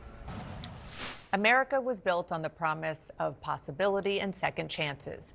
That's Joe Biden's message today as he commutes sentences for nearly 1,500 people and pardons 39 others convicted of nonviolent crimes. My panel is back. Priscilla, you cover the Biden White House. What more can you tell us? Well, the president had been under increasing pressure to exercise his clemency power, and that is exactly what he did today. In fact, this is the biggest single-day act of clemency in modern history. So this is a large number of people. You mentioned there are 1,500 individuals who he commuted their sentences. What we know about them is that they were in home confinement during the pandemic, and in those 39 individuals who were pardoned, they have shown, according to the president, a commitment to rehabilitating and to also sort of giving back to their community. So that is how they have described these. We are getting some names and some details as to who they are. That includes a military veteran, a nurse, an addiction counselor. And he also previewed that there will be more actions to come. But of course, this comes on the heels of his own pardon for his son, Hunter, a full and unconditional pardon that, of course, sparked uproar. We've also been reporting about some preemptive pardons that may be in the works, given concerns among some officials about being prosecuted or gone after when Donald Trump takes office. So it's all happening within that context, but certainly there are a lot of groups who have been calling for the president to do more on this, and they did get a big act on that front today. One of the interesting things is that Joe Biden was one of the supporters of a very controversial 1994 crime bill that is seen as having fueled mass incarceration. He himself has conceded that he felt, some regret about that. And so a lot of this historic number of pardons definitely kind of comes from a lot of that regret that he has expressed over his presidency. But can we talk about the Hunter Biden thing? Because, of course, the news this week was that Anita Dunn had a former top staffer of his, very loyal, came out and said, well, she didn't oppose the pardon itself. She opposed the way in which it was done. Can we listen to part of what she said? As we were in the midst of the president-elect rolling out his nominees, and in particular, in the middle of a Kash Patel weekend, kind of throwing this into the middle of it was exceptionally poor timing, and that the argument is one that I think many observers are concerned about a president who ran to restore the rule of law, who has upheld the rule of law, who has really defended the rule of law, kind of saying, well, maybe not right now.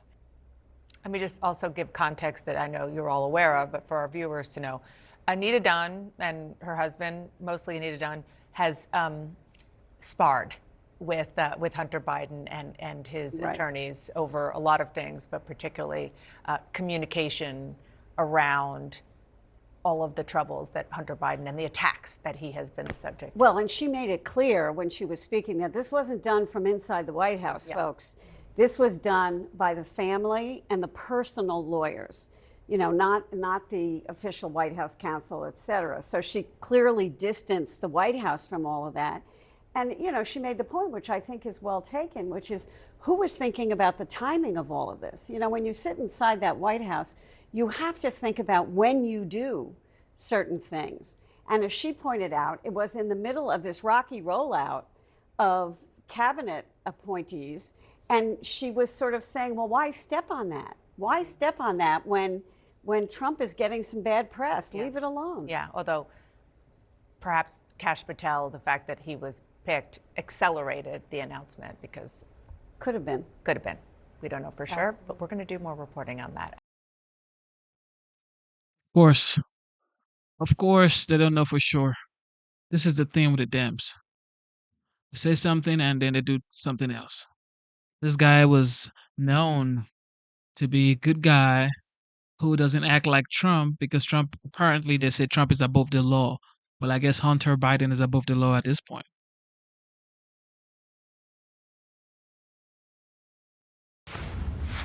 New this morning, it's the biggest act of clemency in a single day in modern U.S. history. That's how the White House is describing President Biden's decision to commute the sentences of nearly 1,500 people.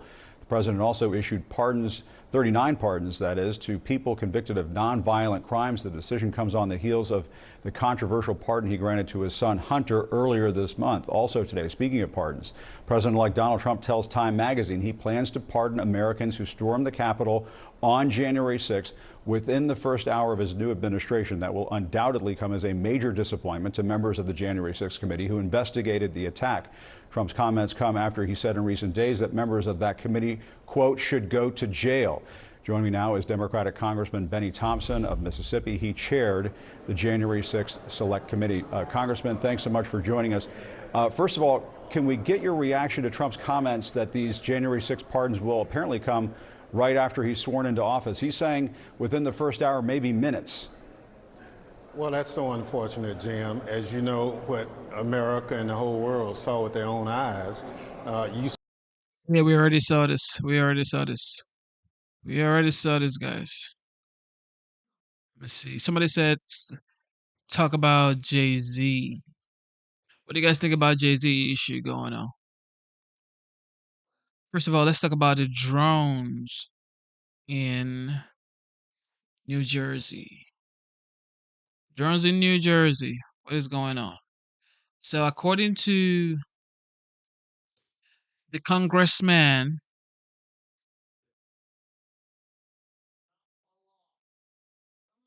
he says the drones are from a mothership. That's Van Drew. Congressman Jeff Van Drew says the drones are from a mothership that is stationed in the eastern part of the United States, and it's an Iranian mothership that is deploying these drones.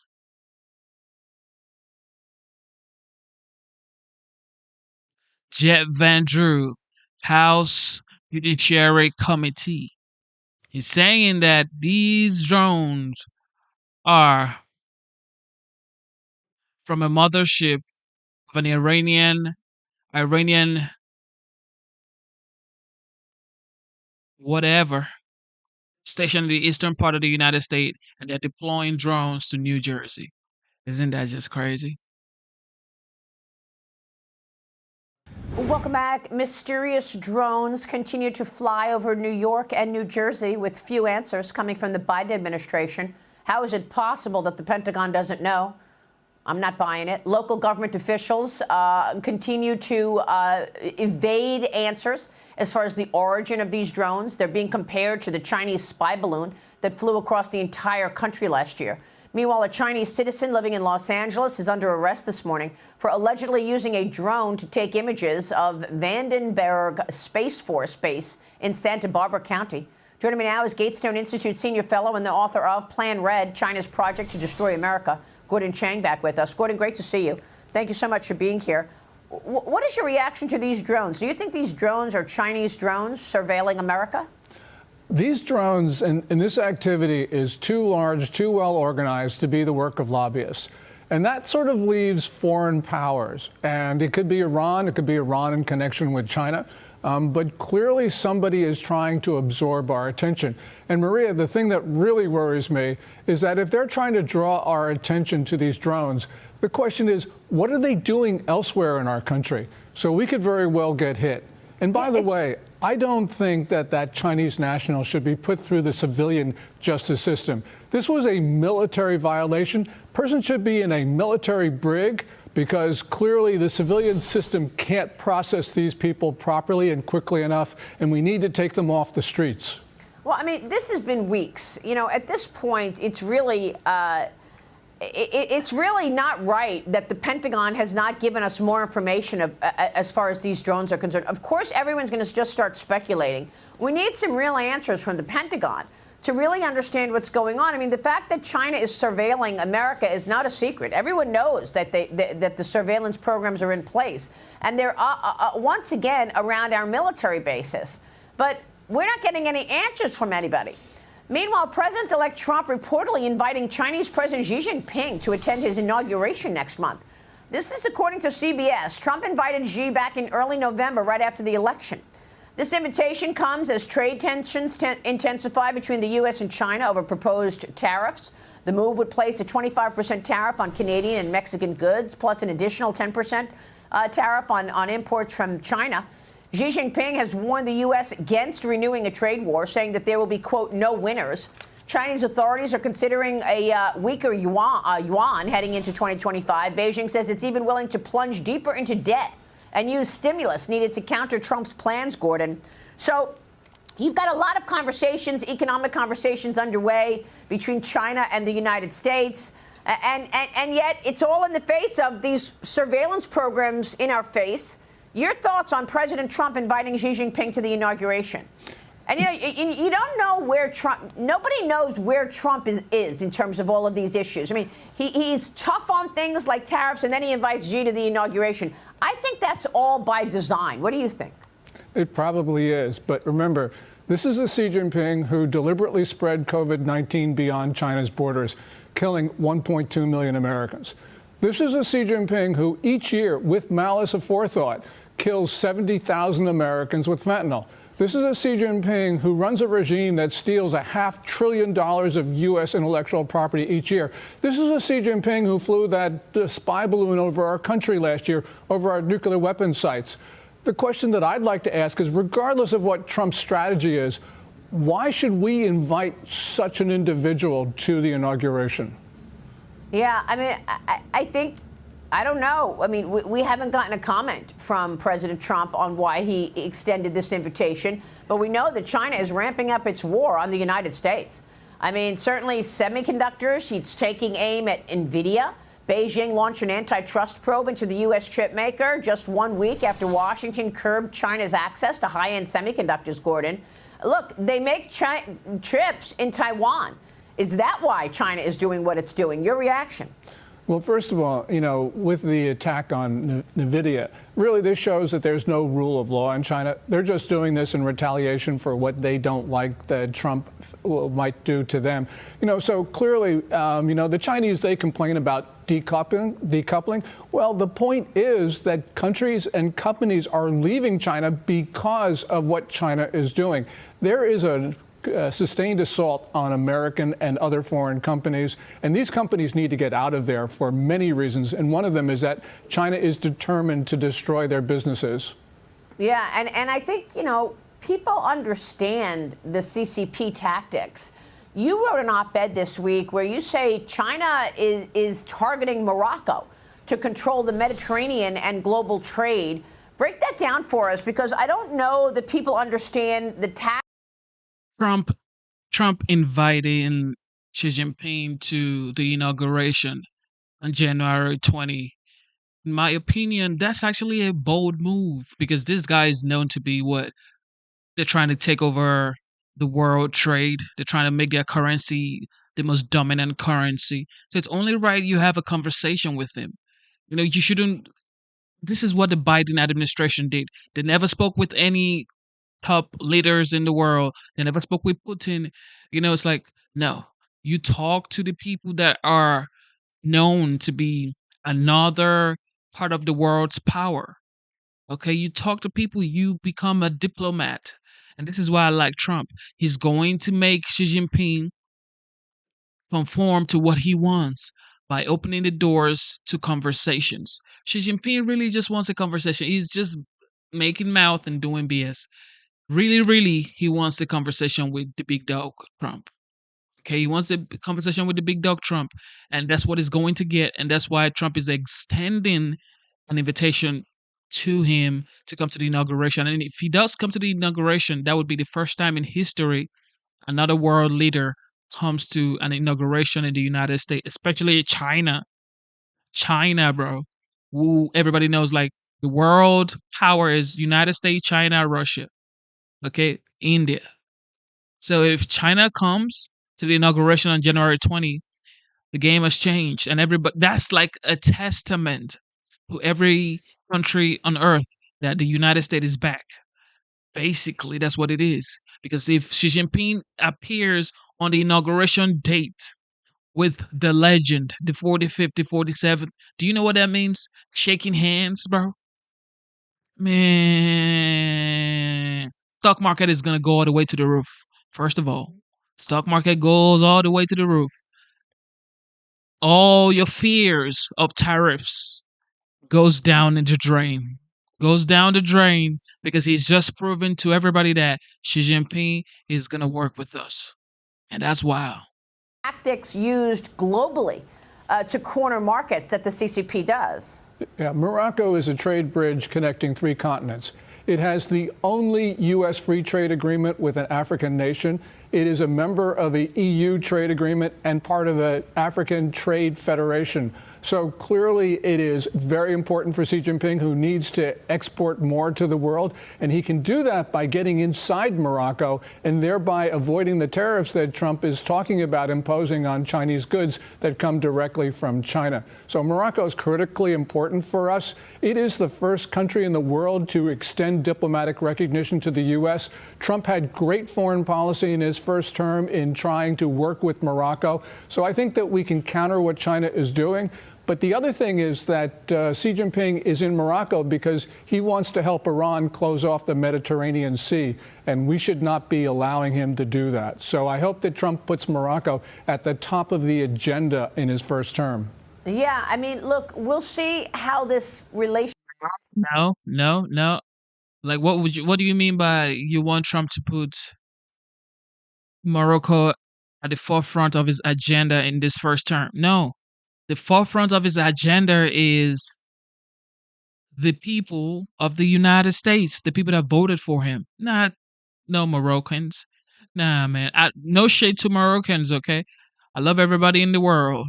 as far as you are on planet Earth, I love you. But America first, people. What do you mean put Moroccans first? Morocco is in another part of the world.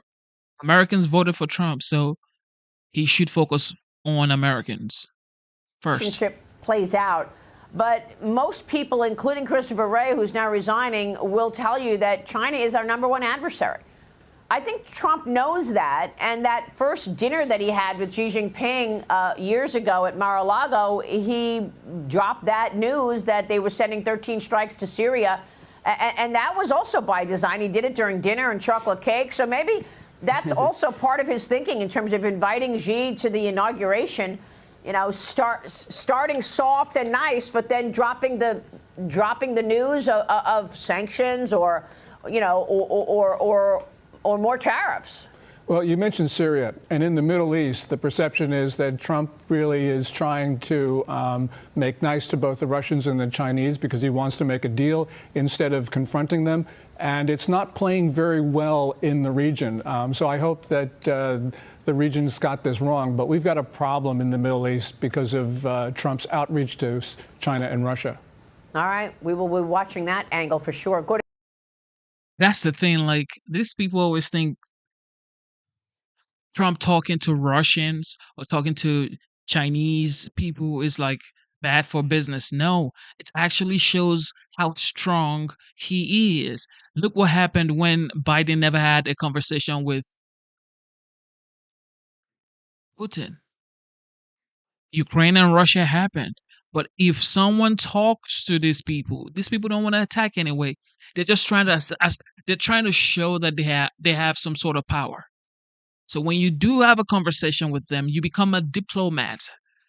Because if you're not a diplomat, how can you really rule the world's strongest country? How can you rule the world's strongest power? The world's highest power, which is the United States. Everybody knows that. So it's like, we need a diplomat, and that's what we have in Trump. He wants peace through strength. How do you show your strength? Talk to people and let them see reason that if you don't do what I'm telling you to do, you don't want smoke with me. Okay? I'm not going to be deploying munitions to your country. No. I'm not going to be sending you money to fund the war. No. I'm going to talk to you. I'm going to tell you what you need to do. Okay? We don't want wars. We want it's a thriving economy worldwide.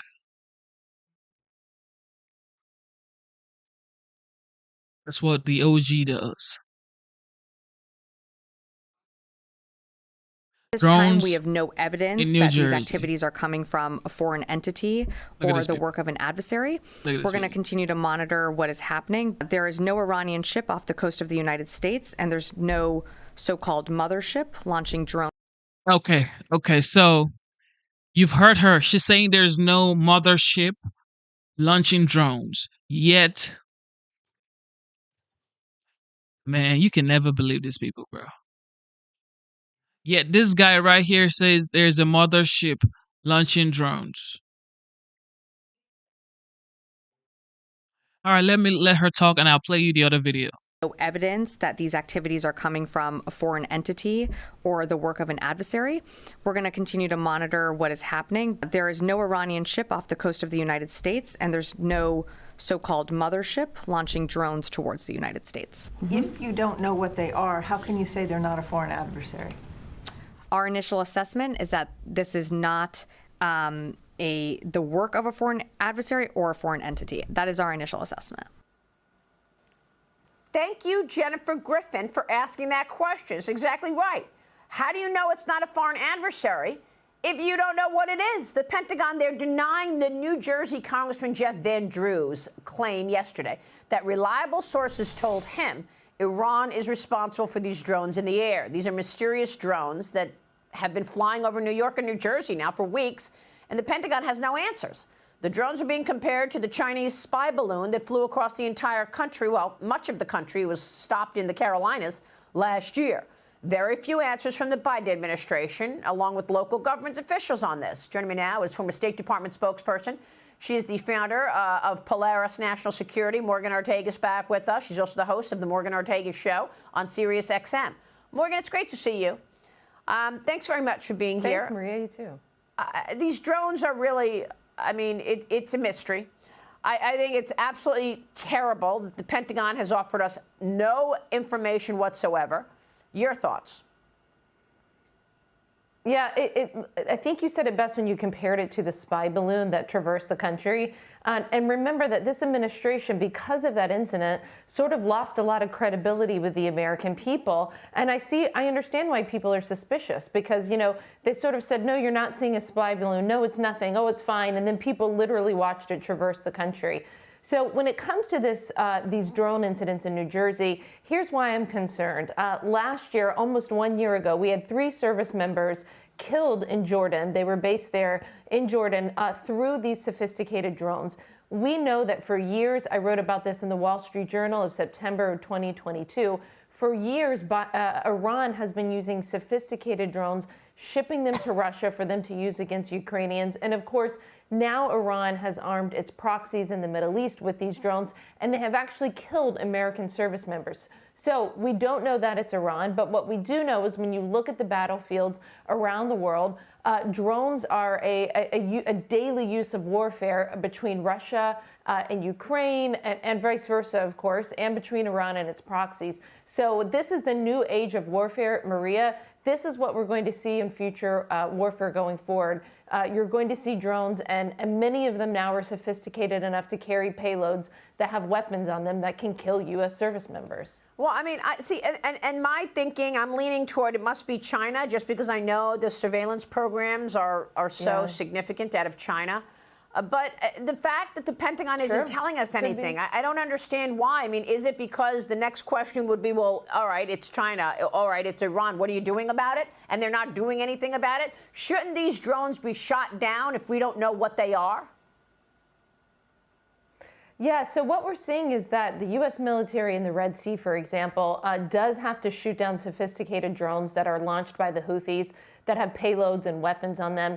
And unfortunately, Maria, we're using some of our most expensive arsenals, tools in our arsenals, like TLAMs, for example, in order to shoot down these relatively inexpensive drones. So there's probably not a lot of good options right now for homeland defense of these drones. I do know that there's a lot of emerging companies that are out there that can detect and destroy these kinds of drones. But the U.S. military so far is not enabling the use of those new technologies on our ships, on our aircraft carriers, and so we just haven't been able to use the new technologies. And instead, we're using really expensive technology in the Middle East to shoot them down. Morgan, if they don't know, if the Pentagon does not know who these drones are, who's behind these drones, then they're more inept than I thought. Yeah. Wouldn't you say they have to know who it is? They're just not telling us? I've been in government for about 20 years, Maria, and I would say incompetency over conspiracy almost every time. What are you saying? Do you think they know or not? No, I think, I don't know. I'm not looking at the intelligence. I can just tell you there's not good options for shooting them down. Okay, that's important to understand. President Biden. Basically, they don't know what it is. Okay. They don't know what it is, and they don't know what to say. They're saying it's not Iranian mothership deploying drones. But listen to this guy right now. I want you guys to listen to what this guy said. And this is the guy that they are objecting. We have objects in the sky that are the size of an SUV over any city, over any state. It's an invasion of our airspace. In focus now, Republican Congressman Jeff Van Drew of New Jersey, member of the House Judiciary Committee on the Hill right now. How do you address this at this point? Well, here's the real deal, Harris. You know, I'm also on the Transportation Committee, on the Aviation Subcommittee, and I've gotten to know people. And from very high sources, very qualified sources, very responsible sources, I'm going to tell you the real deal. Iran launched a mothership probably about a month ago that contains these drones. That mothership is off, I'm going to tell you the deal. It's off the east coast of the United States of America. They've launched drones, is everything that we can see or hear. And again, these are from high sources. I don't say this lightly. Now, we know there was a probability it could have been our own government. We know it's not our own government because they would have let us know. It could have been some really glorified hobbyist or hobbyists that were doing something unbelievable. They don't have the technology. But let's pretend that's possible. The third possibility was somebody, an adversarial country, doing this. Know that Iran made a deal with China to purchase drones, motherships, and technology in order to go forward. The sources I have are good. They can't reveal who they are because they are speaking to me in confidentiality. These drones should be shot down.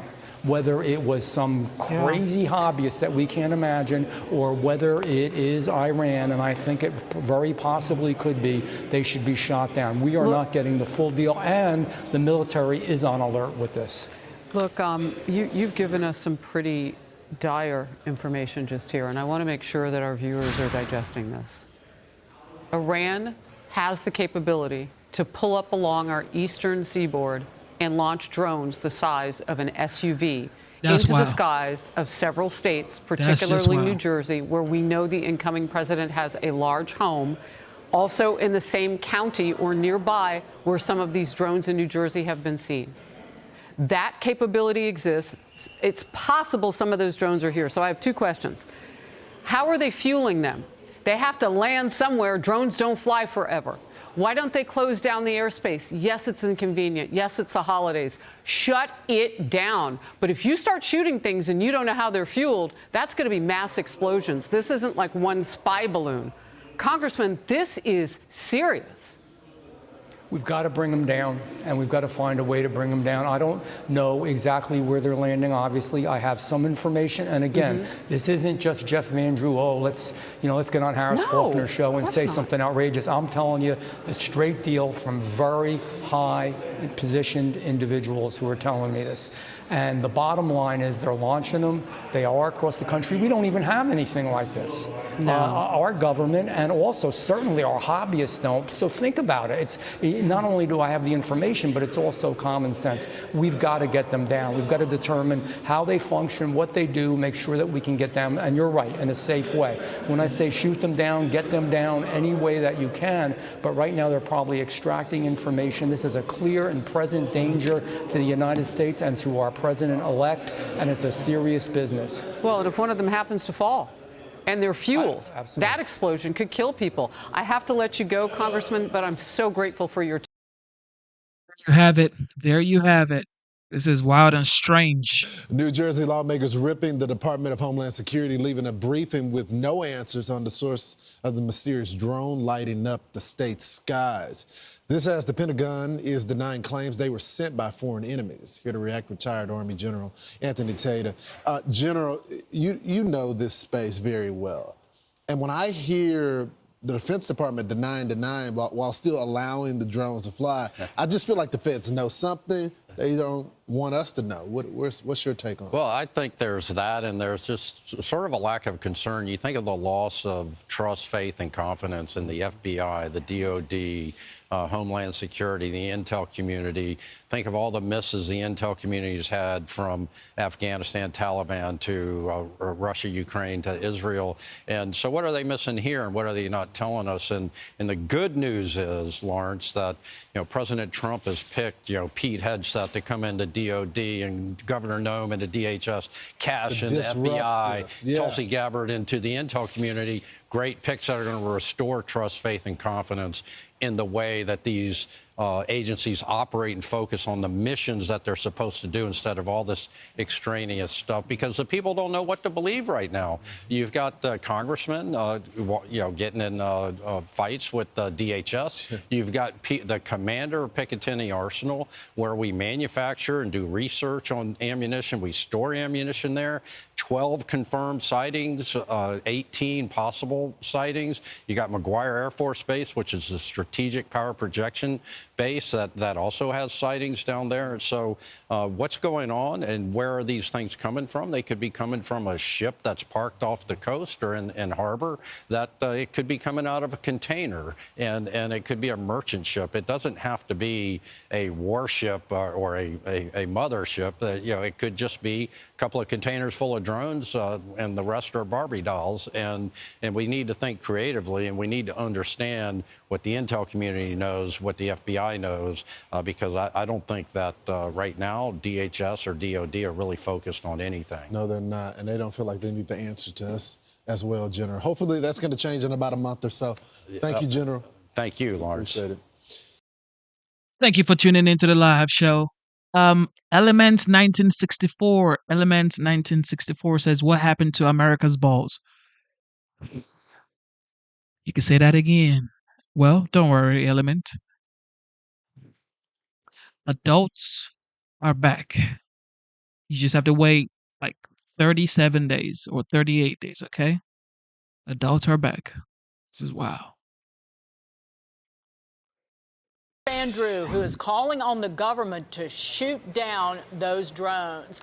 Congressman, Deputy Pentagon Press Secretary Sabrina Singh directly refuted your claims today. She essentially called you a liar about the drones that they're connected to Iran. Listen to this, and I'm going to get your reaction. Sightings that have been reported. At this time, we have no evidence that these activities are coming from a foreign entity. Andrew, who is a Republican from New Jersey, was just on the air saying that Iran launched a mothership probably about a month ago that contains these drones, and that mothership is off the coast of the east coast of the United States. Is there any truth to that?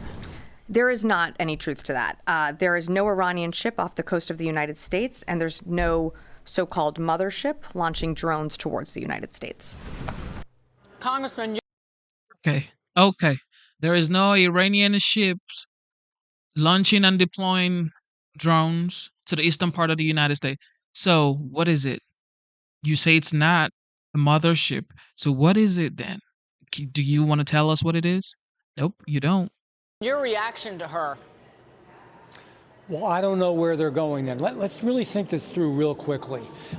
We know that, I hope we know, that it's not the United States government that is putting these drones out there. Either that or they're lying to us. We know it's not a backyard hobbyist because they don't have the ability to do this. They have no kind of drone that's for sale that's this large, and no company in America is producing drones like this, nor would they put them out. So we know all the things that it's not. They tell us nothing. They've given us no information. I had highly placed individuals who were whistleblowers that came to me that are involved with this issue, that have high security clearance but don't want to use their name, and I don't blame them because they don't want to get in trouble and they don't want to affect their jobs. But the bottom line is they have real concerns. It may be Iran, it may be China, but here's the deal. Iran. I thought he said it was Iran. Now I say maybe it's Iran, maybe it's Chinese. Let's listen. Does have a mothership. It is now not at this point in Iran where it usually is at the port, and it's somewhere else. And here's the other deal. We know that these drones are flying in and out of the ocean, so they're leaving, and the Coast Guard has reported this. They are going into international waters. They're leaving the mainland United States and going into those waters. They're not pontoons where they're landing. They've got to be landing on some kind of a ship or something. Most of all, I can't believe that these whistleblowers would lie to me. And you know what, Megan, I hope that they're wrong.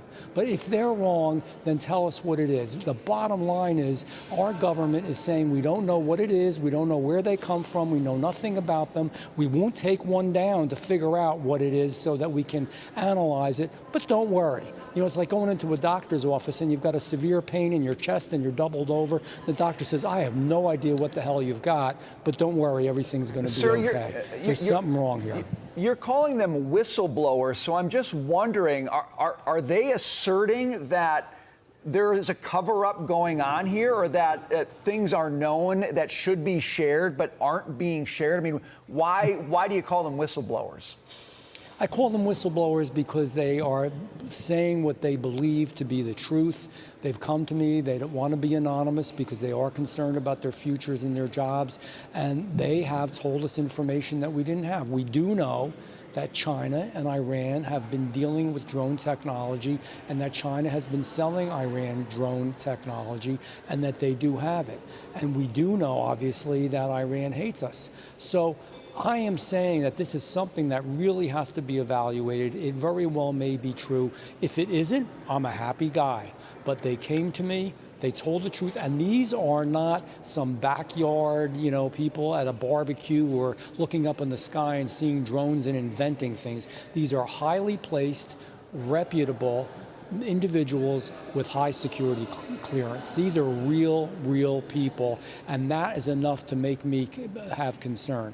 And it should also concern people that we have no idea what's going on. And by the way, it should concern people that we are 10 years behind China in our technology. That's a fact. I spoke about it in committee today, that we have holes in our radar system where we can't even analyze these drones and record them as well as that we should, and we're not analyzing our airspace properly either. We've got a lot to do, man. We got to start paying attention.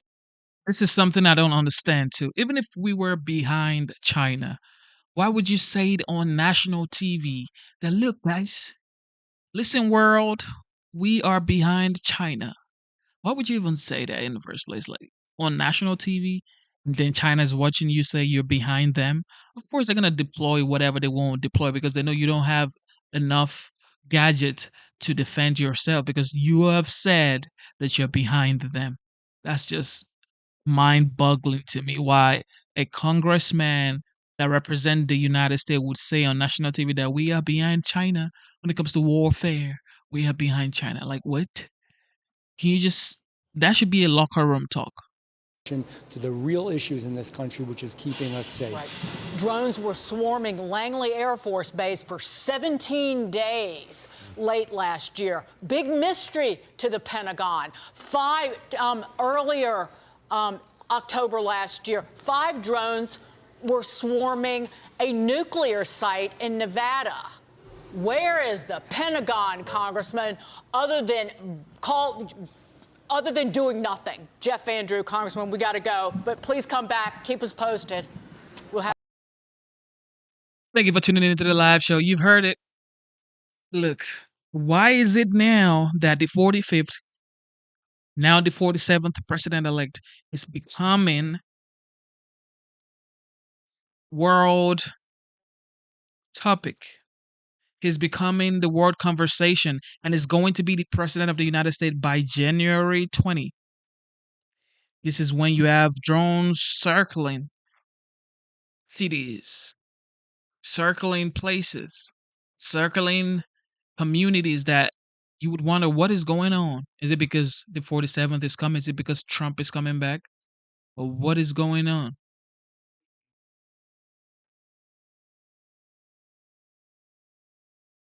What is going on here? Ladies and gentlemen, thank you for tuning into the live show. Thank you. Double tap your screen, subscribe to the channel. Instead of looking for perfection, seek for consistency. Never give up on yourself. Never give up on your dreams. Never give up on God. Believe in yourself. Believe in your dreams. Believe in God. Okay, it is your boy Genesis one more time. And we have come to the end of the live stream. Don't forget to subscribe. I will be back here. We're going to talk about more information, talk about the drones as well. And we're also going to talk about Luigi Mangione. And we're going to talk about the legendary, the 45th and the 47th. And just let me know, man. Let me know. Did you enjoy the show? Put it in the chat. If you enjoyed the show, put it in the chat. Thank you so much for tuning in. Life is hard. Stay strong. Don't give up on yourself. Never quit. Never, ever quit. And just stay optimistic, man. Stay optimistic. And there is going to be a light at the end of the tunnel. Okay, there's going to be a light at the end of the tunnel. Stay strong. God is love. God loves you. And I am rooting for you. Milo Wave says, what about Jay-Z? Yes, we're going to come back here to talk about Jay-Z. Facts. We're going to come back here to talk about Jay-Z. I know you want to listen to the updates on Jay-Z, Mellow Waves. Subscribe to the channel. Double tap your screen. And we're going to be back here to talk about Hove. My name is Hove. Shout out to Hove. But it's going through a lot of things right now. Hove is definitely going through a lot of things right now. So Mellow Waves, man. Double tap your screen, subscribe to the channel. We will be back here for Hove and Didi and J Lo and Beyonce and everybody. It's funny how all of these people wanted Kamala Harris to win. So all of these people wanted Kamala Harris to win, and then now they're being indicted for some BS. Life is hard and it's unfair sometimes, but who knows, man? Who knows? Shout out to Dank, Chris Peterson, Mellow Waves, Highlights at 11, Jackson 21, Element 1960. I can't find that name anymore. But Element, you know yourself.